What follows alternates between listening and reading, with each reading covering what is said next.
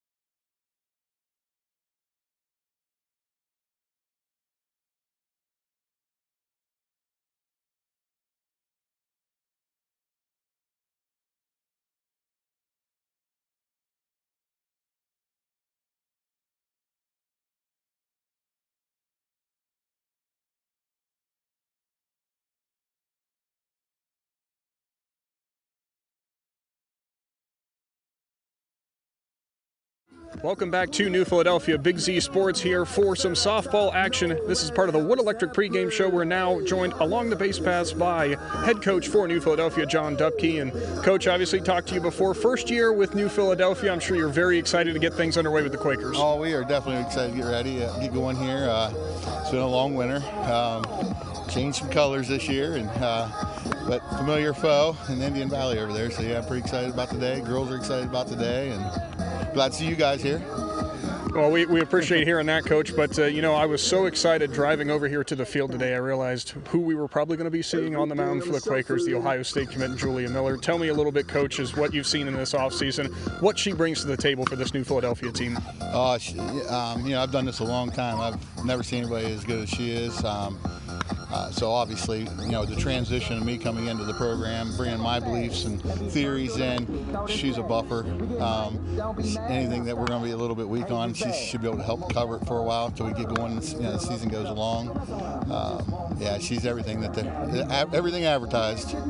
Now, Coach, just got over there. I was just talking with head coach for Indian Valley, Dusty Braun. It's the first game of the year. A lot of question marks, I guess you could say, but you guys do know with this Braves team, a very tough team from last year. What are kind of some of the things that you expect to see from them in this one? We know Mia Rose, they've got a very good pitcher. We know that they can put runs up on the board in bunches. So what have you guys kind of been looking at? Oh, yeah, Mia Rose, she's as good as advertised, too. I put her as one of the top 2-3 here in the county. Like you said, Indian Valley had a great year last year. They bring a lot back, a lot of experience back. They can hit the ball. We know that. It's just beginning of the year, seeing how everybody's developed through the off season, and bring it out here and put it in live action now. And Coach, obviously, end of March, first game of the year. A little chilly out there. We're not expecting necessarily to see the ball fly a long way. What's going to be kind of the biggest key for the Quakers here to get a win on their home turf? One of the biggest things we've been stressing and pushing all off season is consistent bats. Last year they were kind of streaky at times. Some of the film I've watched on them from last year, they would go through spurts, have some good nights, and then they'd have some off nights where they didn't hit the ball very well. So we've really been pushing the fact that we've got to hit the ball consistently, put pressure on defenses, and you're right. Cold night, we're not going to see the ball. Hopefully, it ain't going to be flying out too many of them, unless it's our side. But it's going to be. I think it's going to be this type of game where you're going to see a lot of ground balls, a lot of base hits, and see how it comes out. Perfect, Coach. Well, thank you so much for your time, and good luck as your first game at the New Philadelphia helm. Thank you. That was New Philadelphia head coach John Dupke here from New Philadelphia. Don't go anywhere. The Wood Electric pregame show wraps up, and we'll get first pitch here for our first softball action of the year. Hi, I'm Zach Motice with the Tuscarawas Insurance Agency. For all your auto, home, farm, and business insurance, contact our team at the Tuscarawas Insurance Agency. Or stop in and see us at one of our 3 locations in downtown New Philadelphia, Sugar Creek, or in Strasburg, providing excellent service to the Tuscarawas Valley since 1885. Everyone here at the Tuscarawas Insurance Agency would like to wish all area athletes and teams good luck this winter. Are you looking for a local propane supplier? TMK Valley Propane would like to offer you our hassle-free guarantee. We can provide you excellent service with automatic fill options, budget plans, and easy delivery. Let TMK show you how we take the hassle out of your winter heating needs. Give us a call today for a free site evaluation, 330-897-3911. All the way with TMK, service with a personal touch. Welcome back to New Philadelphia Big Z Sports Live and on location as we have softball action scheduled for this evening. You're in the Wood Electric pregame show. Now joining us along the baseline is Indian Valley head coach Dusty Braun. Coach, great to be back here and be following these Braves into another season. How excited are you looking forward to this 2022 year? I mean, every softball season exciting, I guess. You know, you have something built here. This is my 7th year. I'm excited. I think the girls are excited, so that's important. And, Coach, you know, we saw you guys a few times last year. We know you had a few players obviously leaving for graduation and such, but it seemed like a lot of your roster still kind of remains whole. Are you expecting some big things from the Braves this year? I think that when you lose 5 girls, 3 of them key pieces to the puzzle, you're really unsure. I put in the paper, and I'll stand by this. This is my sermon to the girls every day when you're not sure who you got and what you got. 87 RBIs you have to replace, and when you try to swing a big bat, that's what you are. We're going to rely on some sophomores here that have grown up over the summer, and I think we have a lot of talent. We'll find out. And, Coach, we know that your ace last year, Mia Rose, she was really great at mowing down batters all over the place. You expect big things from her as well? Oh, yeah. I mean, I tell the girls all the time, if we're down 2-0, we still have a chance, because that's probably our max. 1.87 last year, 313 strikeouts. You got to like your chances, but you have to score in a situation like today even.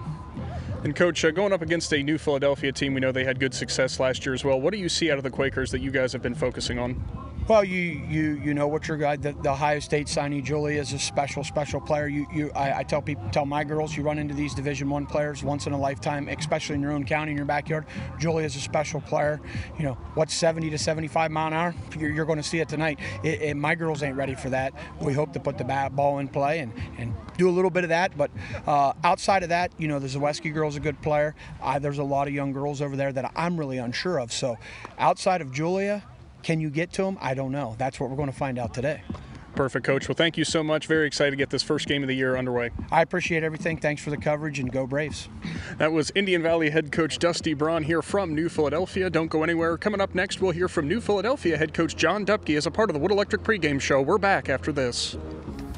If you're purchasing a new home, the team at Hartzler's Quality Housing is here to help. Take advantage of record low interest rates to make your new home a reality. Locally owned and operated since 1978, Hartzler's Quality Housing has the experience to guide you through the process. You'll find a wide selection of model homes on site to fit any budget. Open 6 days a week just off I-77. You can also visit them online at hartzlers.com. Hartzler's Quality Housing. Quality from start to finish.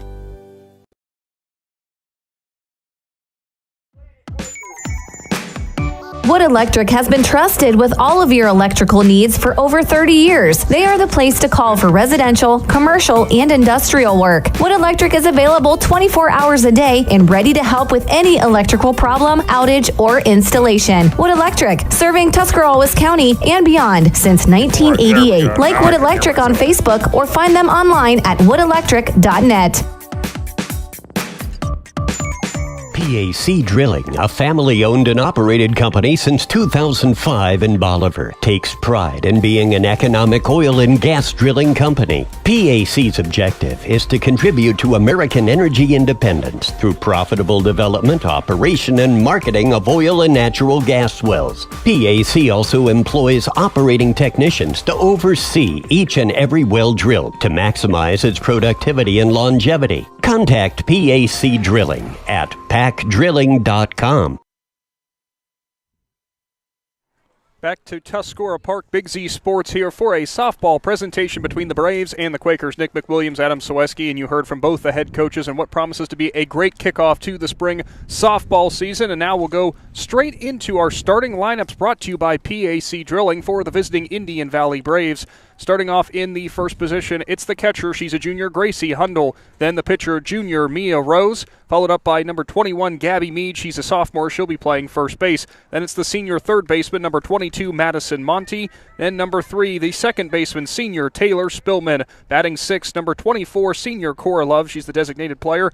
And batting seventh, number 15, Cam Enos. She's a junior. She'll be at shortstop. Then in right field, it's the sophomore, number 9, Sadie Dryden. And in the ninth position, it's number 12, the senior center fielder, Carrie Anderson. And, of course, the flex, the senior Abby Morrison. She'll be wearing number 4. And, Adam, you have the starting lineups for the New Philadelphia Quakers. Yes, I do. The starting lineup for your Quakers is number 8, Madison Wright. She'll play shortstop. Number 18, Sarah Soweski. She'll be in right field.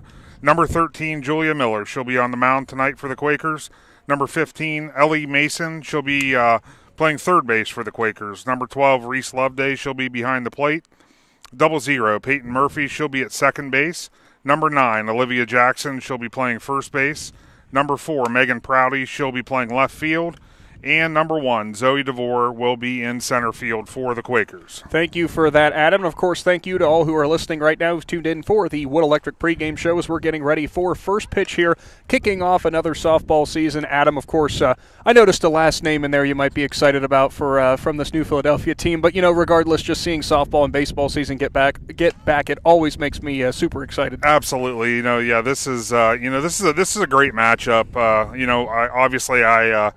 I'm really going to enjoy calling this game because of the obvious, but not only that, but there's a lot of girls on the Indian Valley roster that I've known for years. Sarah's played against for years. A lot of these girls know one another very, very well. Should be a very, very good softball game. All right, and that will do it for your Wood Electric pregame show. We are now going to get to our first pitch here from Tuscarora Park. Of course, today's broadcast brought to you by the Tuscarawas Insurance Agency and TMK Valley Propane. As the junior catcher for Indian Valley, Gracie Hudnall, steps into the box. She'll be staring down the senior star pitcher for New Philadelphia in Julia Miller. And we are set to get underway here from New Philadelphia. First pitch of the 2022 softball season is a strike as Miller whips that one in there. First time I've actually seen her up close and personal there, Adam, and boy, can she sling it. Yeah, it's all that's advertised, I guess you could say. She can definitely bring it, brings a challenge to any hitter she faces. So the 0-1 count there after the first swinging strike there for Hudnall, the junior.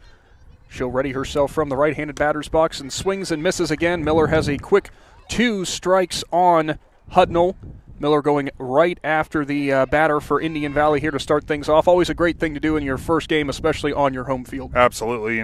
Big pitchers like this, star pitchers like Julia, that's the goal. They want to work ahead because once they get ahead, it's their at bat. So Miller sets, winds, and fires. That one was a little bit high there. It looked at him like she tried to change speeds up there a little bit, maybe get Hudnall out on that front foot. Yeah, Julia's one of her big pitches is the rise ball. That's definitely one that she threw right there, trying to get Gracie to chase that out of the zone. So a 1-2 count here. Nobody out, first batter of the game as Hudnall sets herself. Miller now winds, fires again. The strike 3 on the swing there for Hudnall, so that'll be the first strikeout of the game for Miller. Adam, last year I think I lost count how many strikeouts might have had on that one, but we take that as over. I swear that head coach John Dupke, or maybe it was head coach Dusty Braun for Indian Valley, said over 300. Is that right? In the career for Miller? Yes, over 300, and you can see why. Miller now will set and fire the first one to the next batter. That's junior, the pitcher, Mia Rose, and she'll look at the first pitch that I believe was on the outside corner there for a called strike.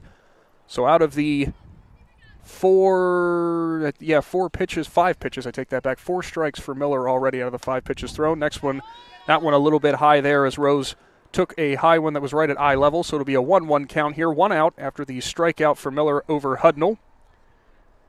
Rose, the junior, we saw her a few times last year, Adam, a very good pitcher in her own right, and she'll swing on that one. Miller had her fanning on another one that was on the outside corner. I do believe that's one of the best things that Miller can present there, Adam, is just pinpoint accuracy. She can put it right where she wants it. Yes, she can, and it's hard to catch up with those outside pitches when you're throwing that velocity. So that one on a 1-2 count, another swinging strikeout there as Rose goes down on a bit of a high one. Miller gets her second strikeout in her second batter faced. So that means 2 quick outs for the visiting Indian Valley Braves. Now stepping up to the plate, the first baseman, the sophomore, Gabby Mead. Steps in and gets her first cuts of the season. Welcoming sight here for Coach Dusty Braun as she was out last year with injury. Good to see her back on the field. She'll see the first pitch of the year for her, and it's a strike right down the pipe there. Might have been on the inside corner, so Mead behind 0-1 in the count. Miller continues to just pound that plate, just no second guessing at all where she's going with these pitches.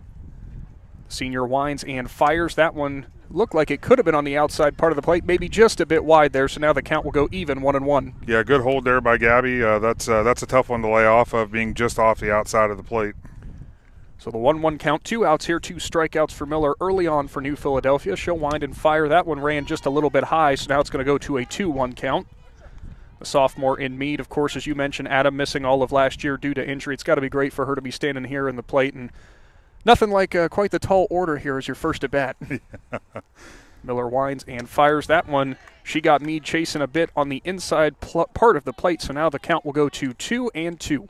Nice thing for Gabby is, as many of these girls play travel ball, I know that she's came across Julia many of times, maybe in the summer months, so it's not obviously not her first time seeing her. Miller winds and fires, and she got Mead to chase on a high one. Third strikeout of the first inning for the senior Ohio State commit. So Julia Miller, 3 strikeouts to end the top of the first inning. No score here from Tuscarora Park. Big Z Sports will take a quick timeout here and return for the bottom part of the inning. Don't go anywhere. We're back after this. Located in the rolling hills of Holmes County, Keim Home Center is the destination and trusted source for your home, building, and woodworking needs. And we are now offering appliances. At Keim, you'll find major kitchen and laundry appliance brands such as General Electric, Whirlpool, Speed Queen, and much more. Our sales and service teams can help with product selection, delivery, installation, ongoing maintenance, and repair. Give us a call or stop by today. Keim, built on trust since 1911.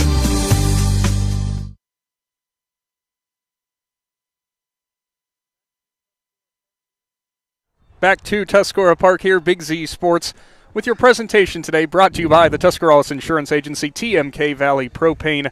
Big shout out to all of our sponsors. Of course, we're joining you from the Hartzler's Quality Housing mobile studio. And Adam, I have to say, exactly kind of what we expected there from the senior in Julia Miller for New Philadelphia. Mowed down the first 3 batters she faced. Indian Valley looks a little bit behind on the bats, but as head coach Dusty Braun said there pregame, when you're seeing a 75-mile-an-hour pitch in softball coming in, kind of hard to catch back up to it. Yeah, it's a tough thing to get your eyes adjusted to this early in the season, but that's it's a tall order. But you know that those girls are going to get another at bat, another shot at her, and make those adjustments and try to make some stuff happen next time through. As for the visiting Braves, starting off on the mound, as we mentioned there in the top of the first, junior pitcher Mia Rose will take the hill for Indian Valley. Of course, she was their ace throughout last year. Did a wonderful job, did Mia, throughout the entire season. Was a big part to that Braves success that they enjoyed last year. They hope she'll pick up right where she left off.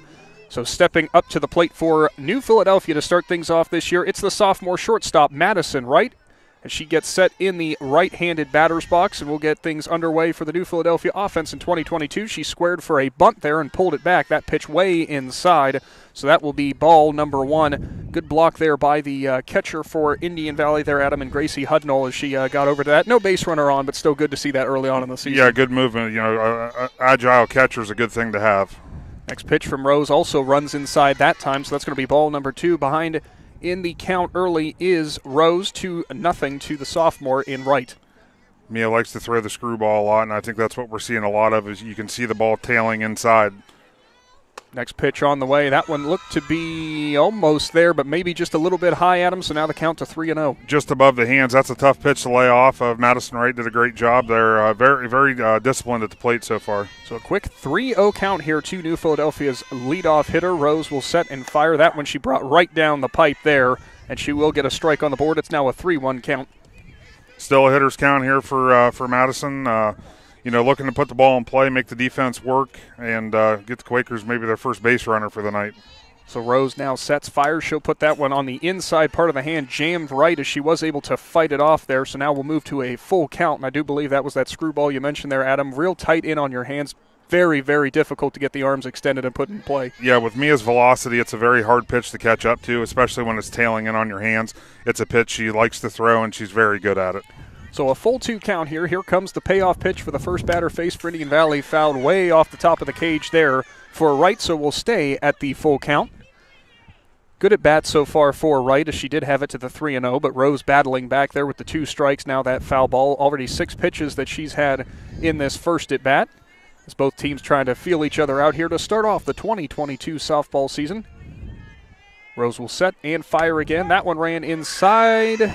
So that will be a walk to start the year for New Philadelphia. The sophomore in right will take her free base.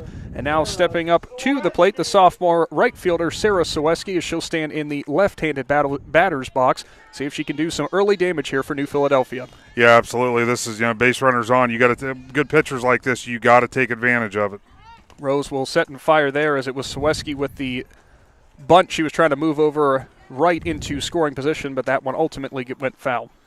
Yes, trying to advance that runner. As I said, the goal here is to get the runner into scoring position. That's the job at hand. She's got to be able to execute that. So Rose now will get the call from her catcher in Hudnall.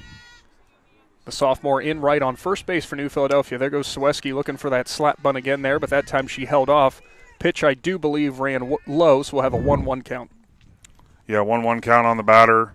Again, the goal here is to you got to get those runners over. When they reach first base, the goal is to get them in.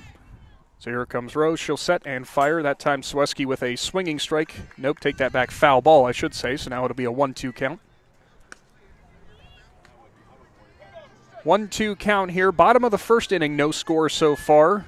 New Philadelphia with the first base runner of the game, as it was the sophomore in right drawing that walk. Saweski, the right fielder, the sophomore, steps in from the left-handed batter's box, and a little bit behind on that one as she is sent down on strikes. Rose gets her first strikeout of the ball game. See if Indian Valley going to try to work out of a little bit of a jam here early on, but of course now they're going to have to deal with senior pitcher Julia Miller, who we know does plenty of damage on the mound, Adam, but of course can do it from the batter's box too. Yeah, she can do just as much damage here at the plate for the Quakers as she does on the mound. So Rose and Miller, I do believe, had a couple, you mentioned with the summer leagues and everything, having some run-ins. I'm sure having some other run-ins too here during the normal regular season. Of course, always a fun battle to see these two go at it, as Rose will get the first strike of the at-bat. Miller now down 0-1.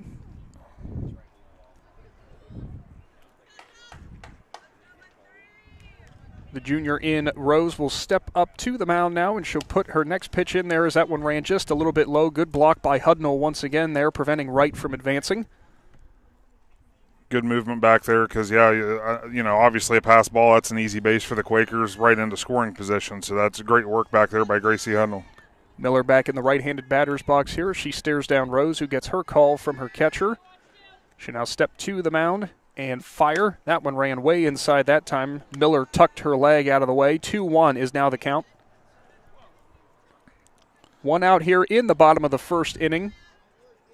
Rose, we mentioned, we saw her a few times last year, Adam, usually very, very sharp. She did have a couple instances there where she had gotten a little bit early trouble, so with this being the first game of the year there, no reason to panic, of course, trying to work through some things as that one caught the inside part of the plate. Now it's an even 2-2 count to the senior in Miller. Yeah, worked herself back. That's 2 out of the 3 batters that Mia's gotten behind, but she's disciplined enough to get herself back and right back in with the batter to even the counts. So Rose will now set and fire, and she got Miller chasing low and away on that one. Another strikeout for Rose, her second of the inning. Now 2 down in the bottom of the first for New Philadelphia with that base runner on first, and it'll be freshman, the third baseman, Ellie Mason, stepping up to the plate. Yeah, the Quakers using a lot of freshmen this year, which, it's a very talented group that came in and stepping right into varsity level play, which they're made for. And a great first test of the year, obviously, going up against a tough Indian Valley team. Always good to get that first experience. I don't want to say out of the way, but of course under your belt here, progressing into the rest of the season. Yeah, and the Quakers have a gauntlet for the first week. They got Jackson, Perry, and Weir to finish up the week, so. Well, nothing too difficult about that, right? Absolutely. Second strike in there for Rose as she blew it right past the freshman in Mason. Now an 0-2 count here as Rose will try to work out of a first batter walk. The 0-2 count here to the freshman as Rose gets her call now. Sets up, winds, and fires. That one ran low. Hudnall with a great block once again. The count now 1-2. Yeah, way ahead here on the freshman Ellie Mason. The Quakers, Coach John Dupke's not going to be happy with the fact that Madison Wright, you get your leadoff runner on, and here we are with 2 outs, and she's still standing at first base. Rose sets and fires, pops that one up down the right field line, and that goes into the parking lot. So we'll do it again at 1-2 with 2 outs.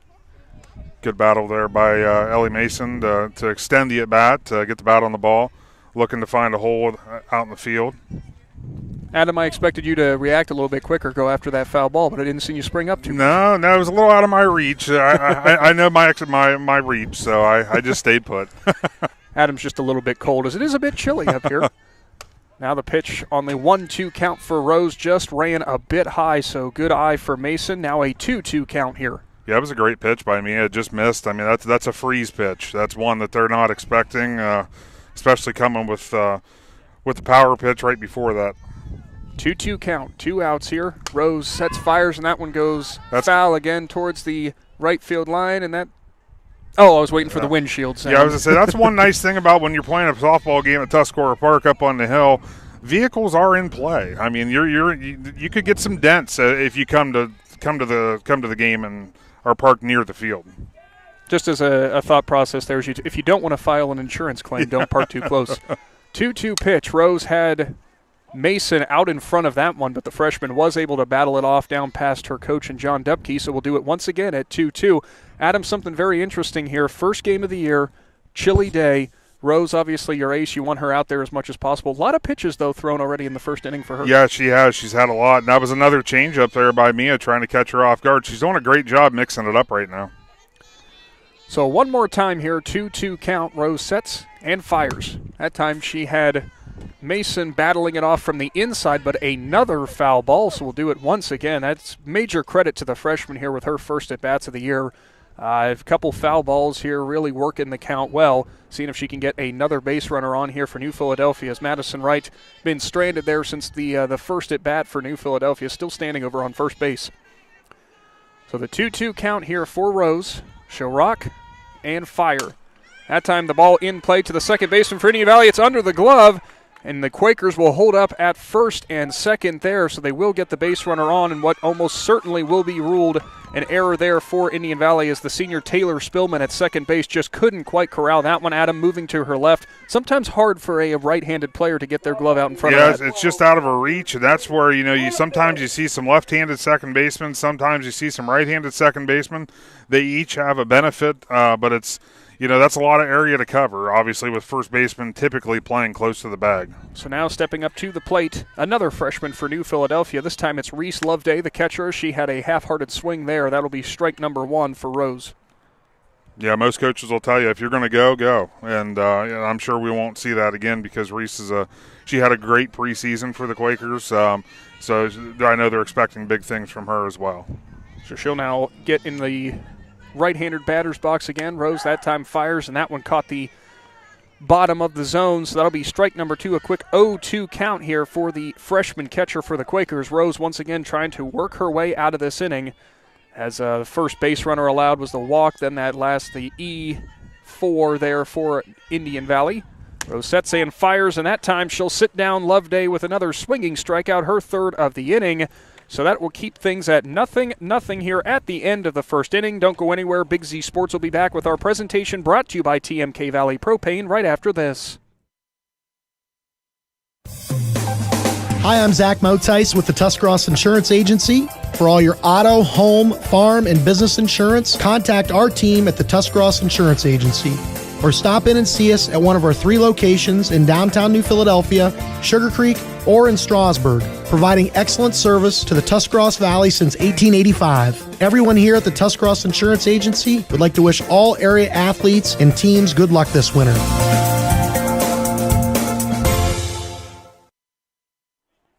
Softball time is upon us once again here. Big Z Sports. Live from Tuscarora Park between the Indian Valley Braves and New Philadelphia Quakers. 0-0 our score after the first inning, and Adam, kind of interesting there. Both pitchers, both Julia Miller and Mia Rose, able to post 3 swinging strikeouts, each of them to get out of those innings, but in very, very different fashions. Yeah, absolutely. I mean, Julia Miller, she goes 1, 2, 3, all done at the plate. Mia, she had to work a little harder for it with a couple. The base on balls goes down. It would be an unearned run if they were to score, and then you have the air, which would be an unearned run if she were to score. So Mia had to do a little bit more work, but good quality pitchers. It's not the first time they've seen that. Mia was able to battle through. Braves start a new inning, still tied 0-0. So now stepping up to the plate, the cleanup spot for Indian Valley. It's the senior third baseman, Madison Monte, as she'll take her first cuts of the year. Miller will set and fire, and that one ran right down the middle, just a little bit high, but did catch the zone, so strike number 1 there for the senior. Looked like Julia started her off there with the rise ball, kept it a little lower in the zone.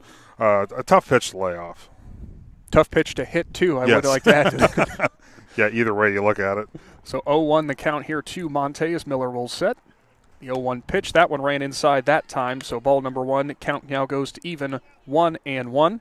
Key here, Adam, I would imagine, too, for Miller. Naturally, you want to get your pitches. You want to work the zone. You want to do all this kind of stuff. But I would imagine first game of the year, you don't want to do too much, so to speak. Just go out there and throw the pitches that you know you absolutely can. As perfect example there as she catches the low inside part of the plate for strike number 2. Yeah, the more she can work ahead, the better off things will be, because then she's in control. Once you get behind with a batter, that's where it gets a little bit tougher. 1-2 count to the senior third baseman for the Braves. That one ran way high that time, so the count will go back even 2-2. Sometimes, now this is where, as a pitcher, she throws that rise ball so far out of the zone. Believe it or not, at the next level, there'll be batters that'll swing at that because they feel they can beat the throw down to first base. So the 2-2 pitch here, leading off the top of the second inning, fouled away. Good work by Monty in the batter's box there, as she was able to battle off that 2-2 pitch. Looked to be high and outside there a little bit. Again, Miller just working all corners of the plate, making it extremely difficult for these Indian Valley batters early on. Yeah, good job there by Monte, being able to fight that off to keep the at-bat alive. So the 2-2 pitch on the way here, as that time Monte was able to hold off on that one and pushes the count full 3-2. Another tough pitch to lay off there. That one rising in the zone sometimes makes the batter's eyes get real big. I think it's 2-2, at least according to the board. We may have missed one. I'm not questioning your bookkeeping. You should. You absolutely should. That time that one fouled right up over top of us there, bouncing, as you might have heard the nice thud behind us here from Tuscarora Park. That'll be a nice flat spot on that ball. Yes, the joys of trying to make it through an entire game with the balls not. Look at you. Adam, you should have trusted my bookkeeping. I am so sorry about that. It is a full count here. No outs, top of the second. Oh, I'm not going to be able to get through this pitch as Miller now delivers. That one ran high, so a great at-bat there for the senior in Monte, as she will jog down to first base and take first base there. First base runner of the game for Indian Valley here in the second. That's a very good quality at-bat that the Braves are definitely going to have. Yeah, absolutely. She got down with 2 strikes. At the next pitch that hit the zone, she was able to get just enough of it to foul it off, work herself onto first base. Now stepping into the box for Indian Valley is the senior second baseman in Taylor Spillman, as she went for the bunt attempt that time and couldn't quite connect, so that'll be strike number 1. Yeah, that gets, obviously they're looking to do the exact same thing that the Quakers did in the first inning. You get that leadoff runner on, you're doing what you have to do to get that runner advanced. So Monte at first for Indian Valley. At the plate is Spillman. She'll square, I should say, and pull the bat back, though, for ball number 1 of this one. 1-1 is now the count. No outs here, top of the second inning. Indian Valley trying to find a way to crack the scoreboard here early on and put some pressure on the Quakers. Miller will set and fire. That one ran high once again, as Spillman was going to offer another bunt attempt there. And Adam, I do have to ask your opinion on this. Sometimes as a pitcher, I have to wonder, whenever you do see the batter squaring early like that, sometimes plays in your head. You don't want to throw it just necessarily right at the bat and have them put it in play where your defense can't get it. Yeah, exactly. I mean, because if you throw it right down the middle, you want to keep it in the strike zone, but you want to keep it off just enough where it's hard to get that bunt down. If you remember, Mia threw a changeup actually to Sarah when she was trying to bunt in the first inning for the Quakers. Changeup's a very challenging pitch to bunt and to be able to control where it goes because it's actually tailing at the end of before it hits the catcher's mitt. And a case in point there is Spillman offered at that one on the outside part of the plate. It went foul. 2-2 count, and she offers at the bunt again. So that'll be a strikeout for Miller, her 4th of the ball game. 1 out here in the top of the 2nd. Good job by New Philadelphia there. I should say good job by Miller there, working around those bunt attempts, and just a masterful display of pitching once again. And don't be surprised if we see the same thing right here. Like I said, the goal here is to get that runner to second base. So the senior now for Indian Valley, Cora Love, steps into the batter's box as she'll look at strike number 1. Love, no offer for a bunt attempt there, so looking maybe just to put the ball into play normal, try to avoid hitting into the double play here naturally. 0-1 is the count, 1 out here. Top of the 2nd, Miller offers again, and that one is called a strike on the outside part of the plate. Another extremely tough pitch for a batter to have to hit there as it was up and away in the zone but just caught the corner. Yeah, now Julia's working way ahead once again, Richard. That's her comfort zone. Now she's got everything open to her. She's got full control of the at-bat.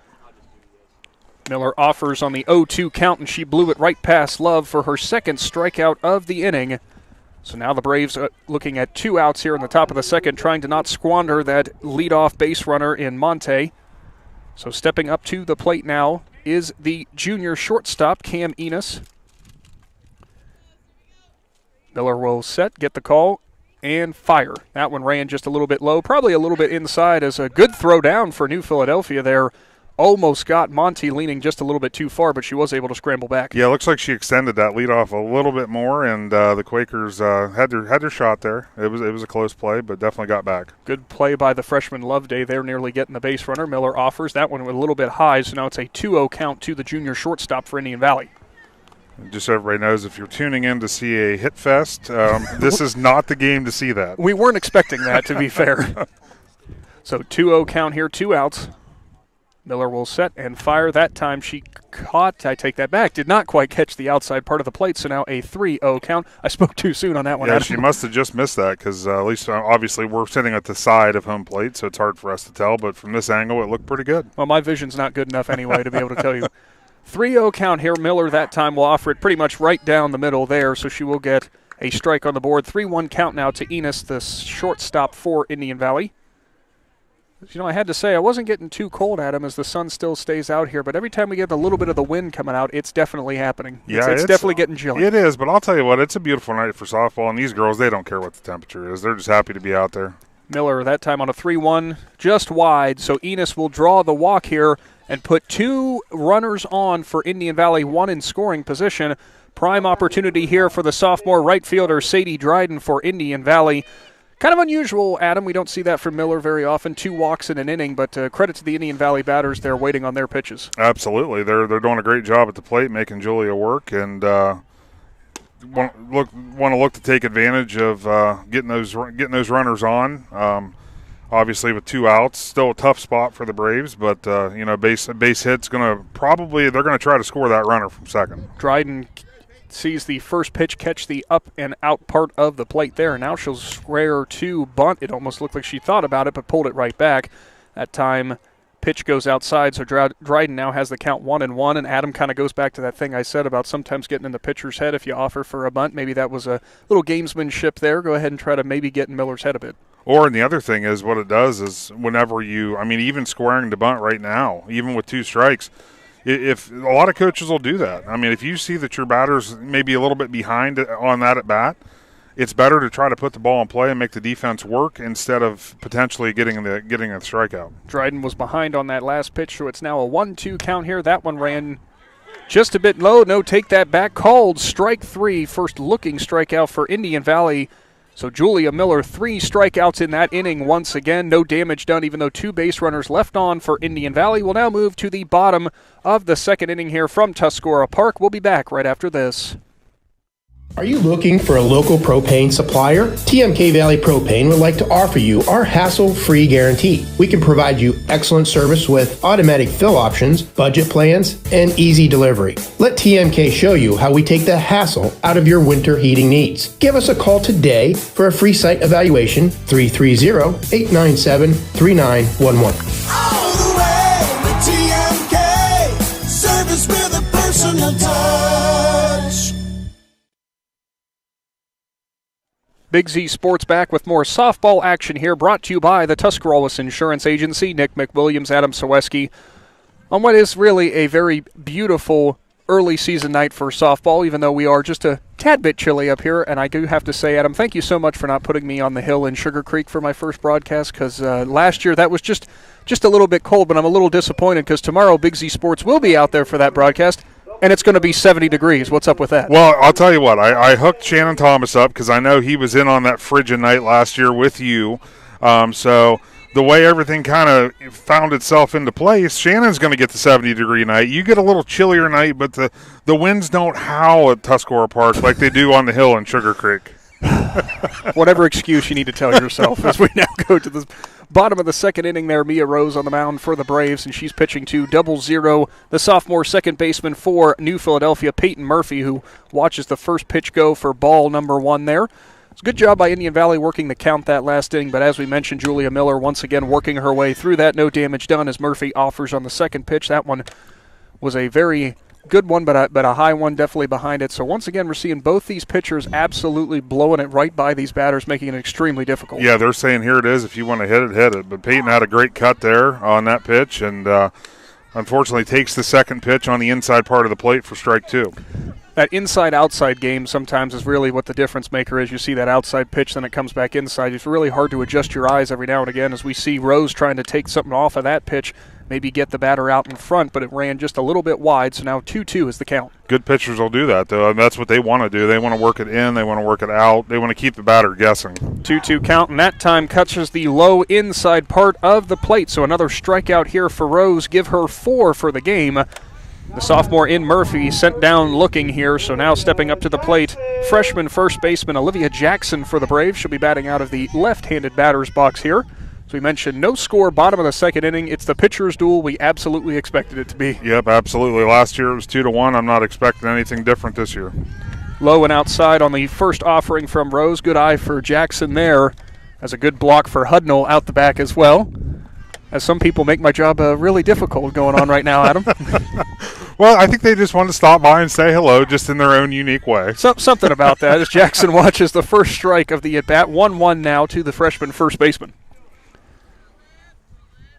Yeah, you can tell when these pitchers start to get in their groove, the confidence level just rises, and as she throws for strike 2, you know, Mia right now, she battled that first inning, but you can see that this second inning a little bit more more control on the mound. No nonsense, as you could almost say it, as Rose fires it right past Jackson there for a swinging strikeout. Give her 5 now already through 2 innings. So great job by Rose once again. And you are right, Adam, as I mentioned, the no-nonsense approach there really hitting the zone here in this second inning. So now stepping up to the plate, left fielder, the senior, Megan Prouty, out of the right-handed batter's box here. So Rose gets that righty-righty matchup there as she offers on the inside part of the plate, maybe just a tad low, so ball 1. Well, I'll tell you what, that was another great changeup by Mia. That's a setup pitch. I mean, it was close, could have been called a strike, but that's a great setup pitch because she'll come back here with something hard. So here comes Rose. She'll set and fire, and look at that, Adam. It's almost like you know what you're talking about. 1-1 the count as she blows it right past Prouty. I've seen a game or two. I've seen her throw a game or two, to be honest. So, yeah. But that's great work by Mia. That's what gives her dominance on the mound. You could almost just pretty much probably predict what's coming, and maybe not quite on that one as Rose loses the handle, and it went behind the batter in Prouty there, something that happens from time to time. I'm always amazed watching these girls who are these great pitchers like this, how they can keep that control when their arm's coming through like that. There's a perfect example. It does slip up sometimes, but always so impressive. Yep, and they're taught at a very young age. You just laugh about that, and you move on to the next pitch. No problem at all. 2-1 is the count, as that time just ran inside, so now a 3-1 count to the senior left fielder for the Quakers. We had mentioned Rose was mowed down those first 2 batters in quick order here, now having to work a little bit more, maybe missing her marks here just a bit. Yeah, I would say just a bit because I was pretty close. That time ran high, so another walk here issued for Rose, her second of the ball game. So New Philadelphia will register a base runner here in the second inning. Rose not being able to quite connect on her spots there on that one, and she'll see now freshman center fielder Zoe DeVore for New Philadelphia here. She'll try to extend this inning for the Quakers. Yeah, one thing for pitchers, no matter how good they are, the one thing they have to do is they have to learn the umpire zone. because they want to find those edges that they're going to call. And you can see Mia's trying to do that. Again, starting them off with a changeup. That's a very difficult pitch when you're sitting there trying to time up that speed when you're in the on-deck circle. Well, just sitting from the outside looking in, so to speak, just watching both of these pitchers' ability to change speeds is just absolutely ridiculous. It looks 20 miles an hour difference. Yeah, it does. As Rose fired back that time, and she blew it right past DeVore. Now a quick 0-2 count. Not going to call it frustration for Rose, but absolutely bringing it on those last two pitches there after kind of being all over the place in the last batter. Yeah, you can see what that changeup does, starting Zoe off there with a changeup and then coming back with something hard. It makes it very, very difficult. The 0-2 count and nearly rung her up again, but that time DeVore backed out of the way, probably just a little bit inside, so Rose will try to do it again at a 1-2 count. Yeah, that was a great spot there by Mia. I mean, it was a very good pitch. Rose offers, and that was a changeup. Runner goes for New Philadelphia, and that's going to be a stolen base for Megan Prouty, as she was going on the I think she was going regardless where that pitch was. That was a great call. You know, that's Coach Dupke there saying, you know what, we're gonna move her ourselves. And sometimes those stolen bases that people aren't expecting are the best kind. 2-2 count, and inside again for Rose as she just misses the inside part of the plate once again. Yeah, for some reason the inner half of that plate has maybe been erased or something, because there's been a couple now that have looked pretty good from here. You know, it's not too far in when the batter doesn't move and the catcher's glove doesn't move. Well, that's just my opinion. There is that. Full count here, and that time Rose fires another heater right past DeVore, so that'll be a swinging strikeout. Gives 6 strikeouts for Rose in the ball game. Had to work a little bit for that one, but regardless, no damage done for New Philadelphia, so the score remains 0-0 as we move on to the third inning here from Tuscarora Park. Big Z Sports is back after this. If you're purchasing a new home, the team at Hartzler's Quality Housing is here to help. Take advantage of record low interest rates to make your new home a reality. Locally owned and operated since 1978, Hartzler's Quality Housing has the experience to guide you through the process. You'll find a wide selection of model homes on site to fit any budget. Open 6 days a week just off I-77. You can also visit them online at hartzlers.com. Hartzler's Quality Housing. Quality from start to finish. Thanks for joining us here for this evening broadcast of softball with Big Z Sports, presented by the Tuscarora Insurance Agency and TMK Valley Propane. Nick McWilliams, Adam Saweski joining you for what has been exactly what we expected it to be in that pitching duel, as both Julia Miller and Mia Rose putting on a pitching clinic so far in the ball game. Something real quick to mention here, Adam, no surprise, but no hits issued so far. All base runners have come on by walks. No. Yeah, imagine that. Wow. I'm just checking over my book, and if you're trusting my notes once again, but imagine that. So now stepping into the box for Indian Valley is the senior center fielder, Carrie Anderson, as she watches the first one go by. Ball number 1. So Miller will step back to the mound and try to work herself back into this count, as that one ran just a little bit low that time, so 2-0 is the count. So both, correct me if I'm wrong, but both pitchers, they are sitting at 6 strikeouts apiece, correct? They are. Okay. Every single out of this game so far Very has good. been a strikeout. Yeah, that's what I thought, but I wanted to make sure I wasn't misspeaking. Miller that time finds the low inside part of the zone. It's a 2-1 count. Center fielder in Anderson here, still with a hitter's count at 2-1, trying to get something going here in the early part of the third inning. She'll step up to the plate again as Miller rocks and fires, and Anderson got her hands on that one, though, but fouls it off to the right side, so now goes to a 2-2 count. Yeah, when you have both pitchers on the mound with that have taken care of all 12 outs of the game so far, that tells you how important those base runners, when they do get on, it tells you how important that is to move them around. Definitely could be small ball coming into play here later. 2-2 count, that one way outside, probably high as well, so Anderson has worked this one to a full count. That small ball ability, as I was mentioning there, Adam, we're going to have to. You're probably going to have to see it as the game wears on here. We saw it early in the first inning, but did not come to fruition for either team. Full 3-2 count here to start off the third inning. Miller rocks, fires, and that time she had Anderson all out of sorts, who swings and misses. 7th strikeout of the game for Miller. Another great start to the inning for the senior. So now stepping back up to the plate for Indian Valley is Grace Hudnall, the junior. She started off the game with a strikeout. So Miller will now get set here and get ready for her second batter of this third inning. That one she offers on the outside part of the plate, and it catches the corner, strike number 1. And again, I've mentioned it before, but whenever a pitcher like Julia or Mia can start off 0-1, that just puts the whole at bats in the pitcher's hands then. Hudnall, as I mentioned throughout the game, having some great defensive plays behind the plate so far. She'll be a little bit out in front of that one from Miller, so it's now a quick 0-2 count. Trying to jump on what I do believe was that rise ball at him there, as she almost seemed like she knew what was coming, but once again trying to find an ability to find a way to hit that one. Very, very difficult. She was trying to get it out in front, and on a rise ball, that's what you want to do. You want to hit it out in front before it actually starts to rise in the zone. So that one low and inside, Hudnall offers at it, couldn't quite catch up to it, so it's another strikeout for Miller. Such a very, very difficult pitch, as we mentioned earlier, Adam, to get your hands to. Just almost impossible. It really is. Like I said, the only way you hit a rise ball is whenever you have to be up. Actually, believe it or not, you have to get up in the box, even as hard as Julia's throwing, and hit it before it comes up. So now Rose will step to the plate, and she got clipped on the elbow there that time, so a little bit of a miscue for Miller, and she will send the fellow pitcher down to first base. As no fear from Rose there. She did not back out of that batter's box at all. No fear from Rose, but I'm sure that Coach Dusty Braun that's not where you want to see your pitcher get hit. Is off in the elbow. The elbow, no. Absolutely not. So hopefully it was in her left. It was. Okay. So sophomore first baseman Gabby Mead will watch the first pitch that catches the outside part of the plate, strike number 1. This is no slight to any of these players at all, but I was going to refer back to their first at-bats for both of these sides, but most of them it's either walk or strikeout, so I'm going to kind of refrain from that. Yeah. Mead offers at that one. That was low and outside, right on that corner, and Mead couldn't quite catch up to it there, so a quick 0-2 count once again. Miller looking to retire the Braves in the top of the third.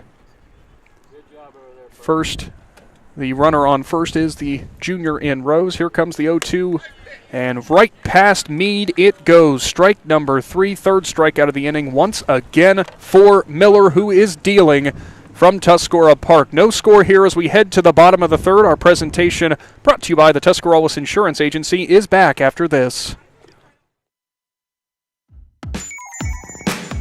Wood Electric has been trusted with all of your electrical needs for over 30 years. They are the place to call for residential, commercial, and industrial work. Wood Electric is available 24 hours a day and ready to help with any electrical problem, outage, or installation. Wood Electric, serving Tuscarawas County and beyond since 1988. Like Wood Electric on Facebook or find them online at woodelectric.net.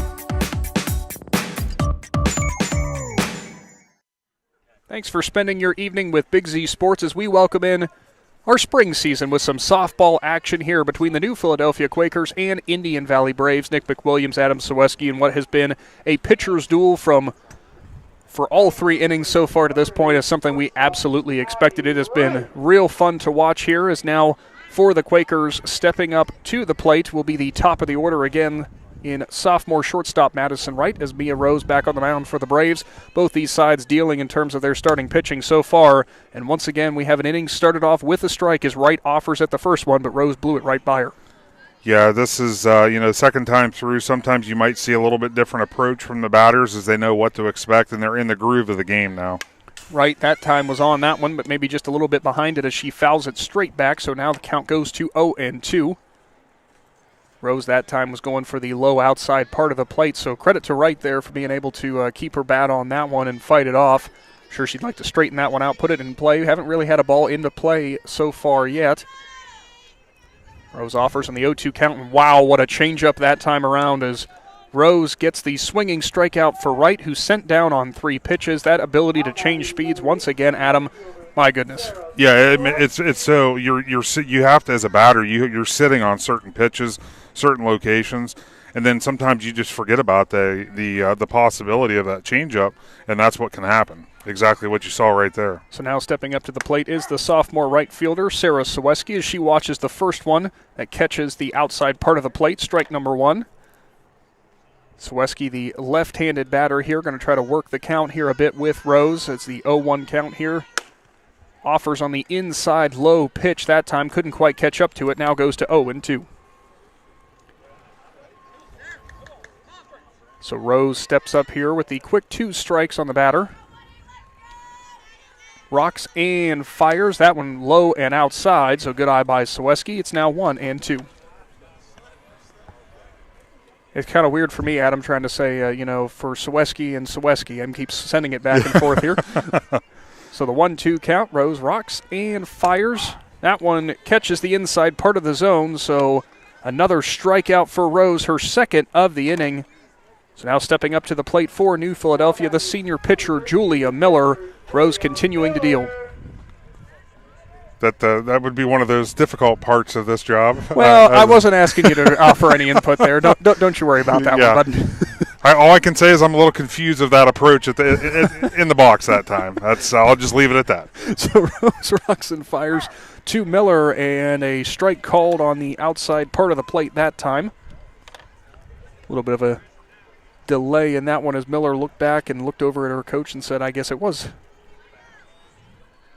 Miller sets, gets ready for the second offering here from Rose. That one she was able to turn on but couldn't put it in play. Fouls it off to the right side. Another quick 0-2 count. Yeah, and again, as we've mentioned with both pitchers, as we've seen, I lost track. I think we're sitting at 11 strikeouts total for the game. That's once they get ahead, it makes it so difficult. Rose, that time that ball's put into play as Miller puts it down the third baseline. Can't quite beat the throw there. Good play by Monty, and that will do it for the third inning of play. Still nothing here between the Braves and Quakers. Big Z Sports will take a quick timeout and then come back for the top of the fourth inning.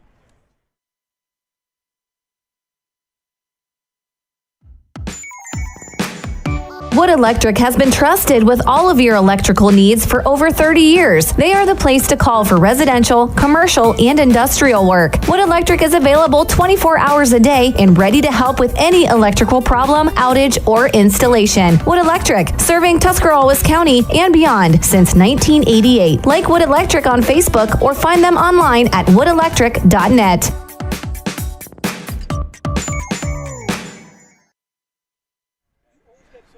Big Z Sports back here for the fourth inning of softball action to kick off the 2022 season. Nick McWilliams, Adam Saweski.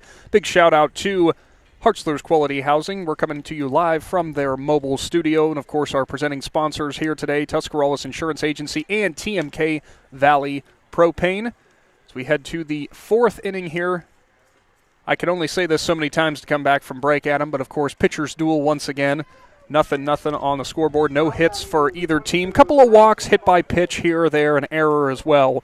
But overall, been a very sound defensive and, of course, game from the mound so far as the Braves step up to the plate and hope to get something going here. Senior third baseman Madison Monty, who had the nice throw to end the last inning there, and that time she turns on that one, pops it up down the right field line, and a good play over there at second base for New Philadelphia. Good play by the sophomore and Peyton Murray. Get over there quick and ignore, well, I'd say the sun, but it wasn't quite in her eyes, but still regardless to pick up that ball and put it away. Yeah, Peyton Murphy, she was able to jump over. She picked it up right off the bat, got herself in position, made the nice play.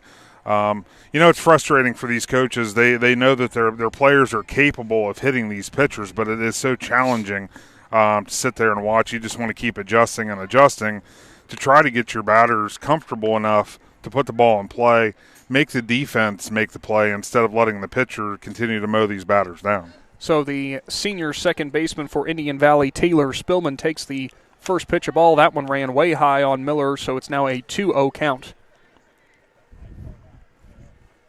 Spillman, her first at-bat was a strikeout victim. She'll set herself in the right-handed batter's box. Miller rocks and fires. That one ran inside, so now a 3-0 count.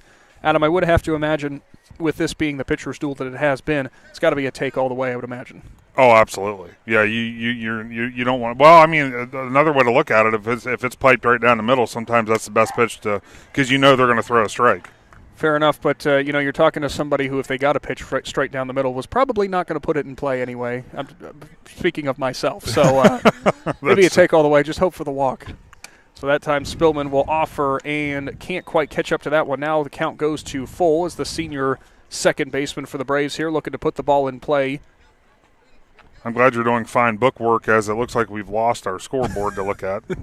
Miller that time offers, and that one catches it. Strikeout looking as she sets down the second batter of the inning.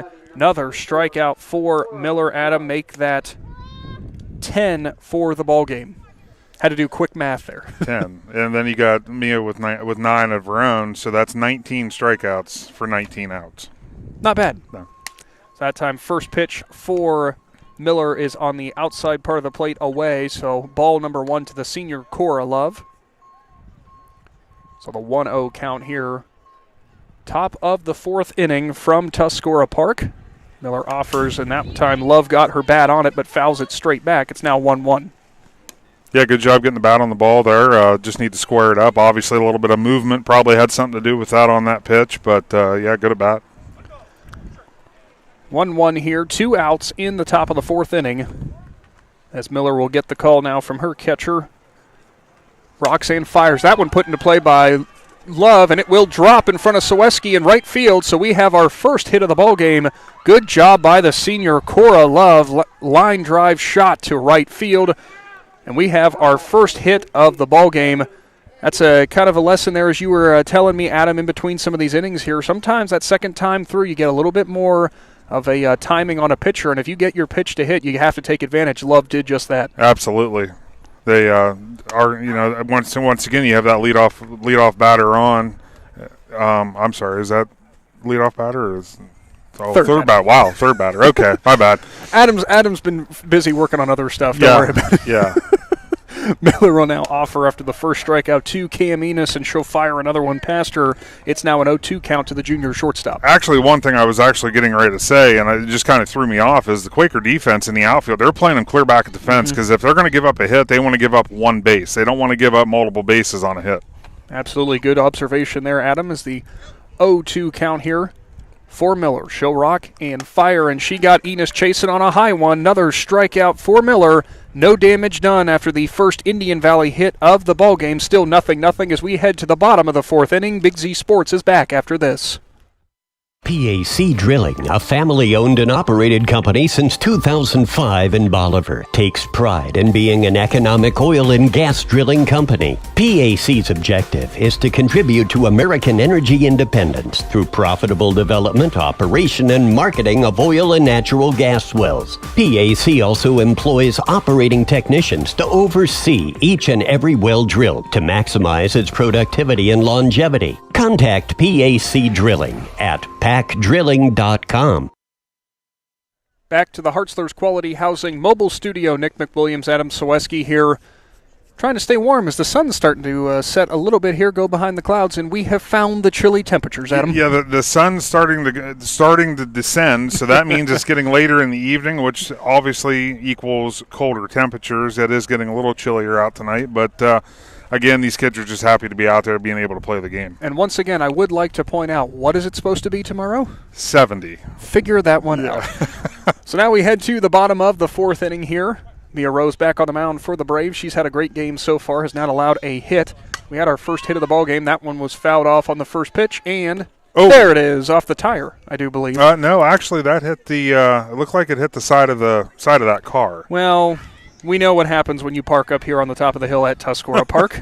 Ellie Mason with the foul down the right field line there. Good thing these kids don't have to pay the insurance claims on these cars. Absolutely. You're absolutely correct.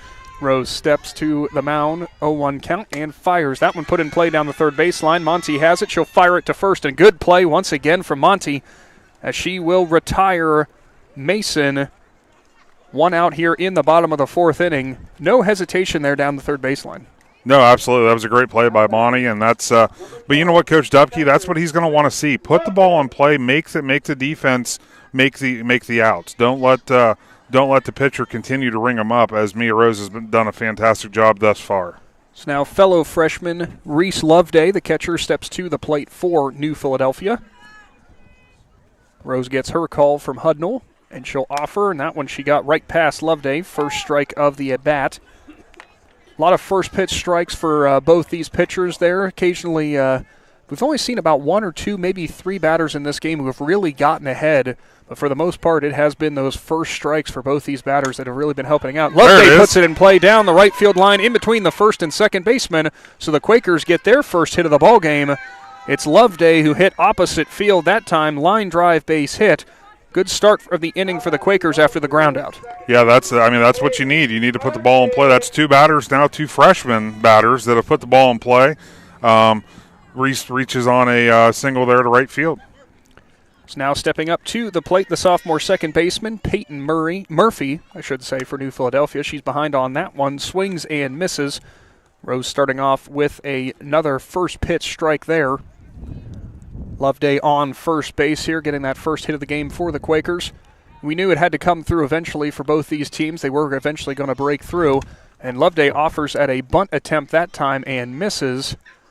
So that will be strike number 2 on that at bat. Maybe fouled it off. Could not quite tell. Yes, she did foul it off. And the problem with that pitch is the Blue actually caught that with his elbow because it went off the bat and hit him in the arm. Yeah, so never a fun experience there for that one. No. That time, swing and miss for Murphy as she's sent down on strikes. Another strikeout for Rose, so the batter will still remain at first. Now at the plate, freshman first baseman Olivia Jackson for New Philadelphia, trying not to strand that base runner there after a good first hit of the ball game for Loveday. Yeah, absolutely. That's, again, Coach Dupke, getting a runner on with no outs or one, you want to take advantage of that. That one this time fouled to the left side of Tuscarora Park here. So foul ball to start off the at-bat for Jackson behind 0-1.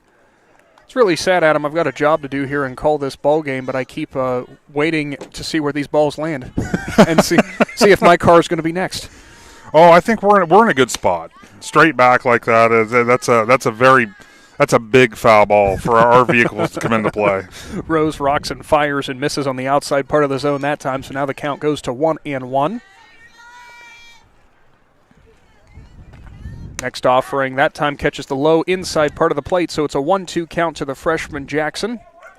No score here, bottom of the 4th inning. Both these teams getting their first hits of the ball game in this inning so far, but still a masterful pitching performance for both sides. Rose offers, and that time change speeds again and gets the swinging strikeout of Jackson.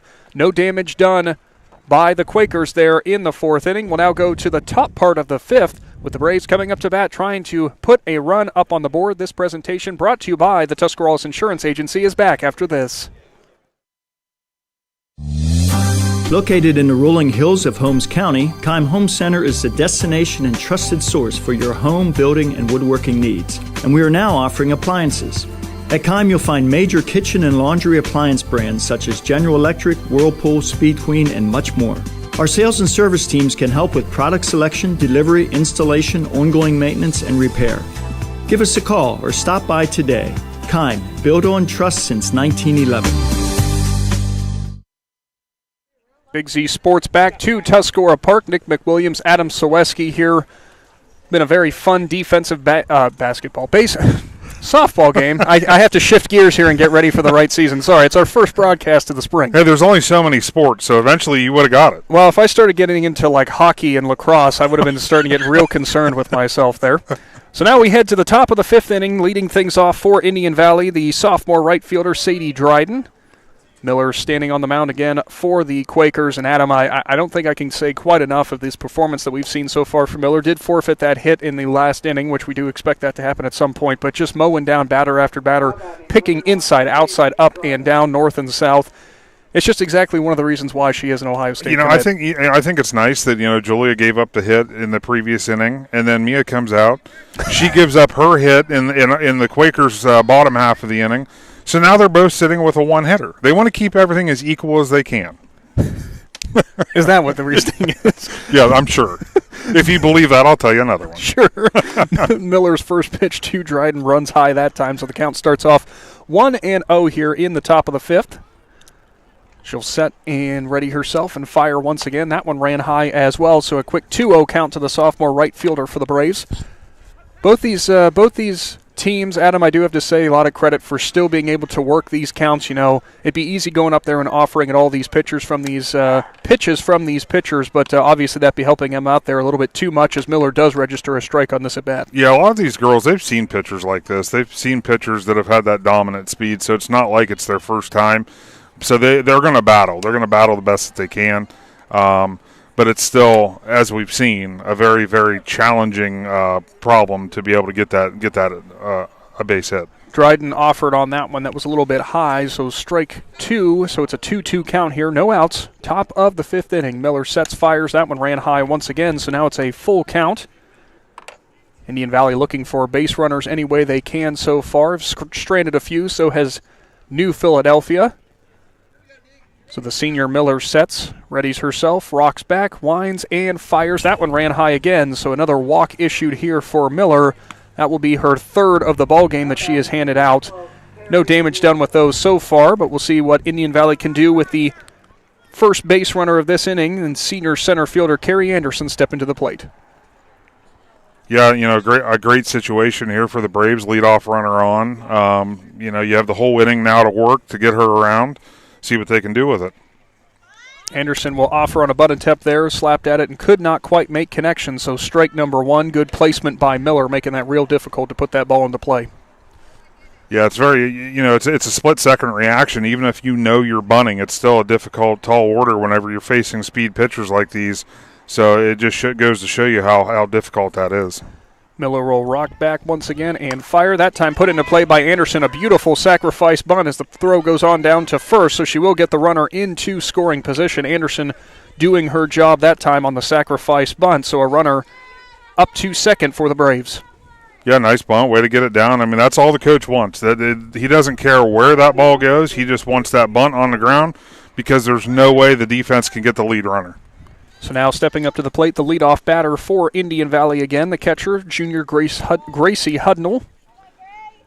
Hudnall so far has been a strikeout victim twice, and she'll round to bunt and offers. Couldn't quite make connection that time.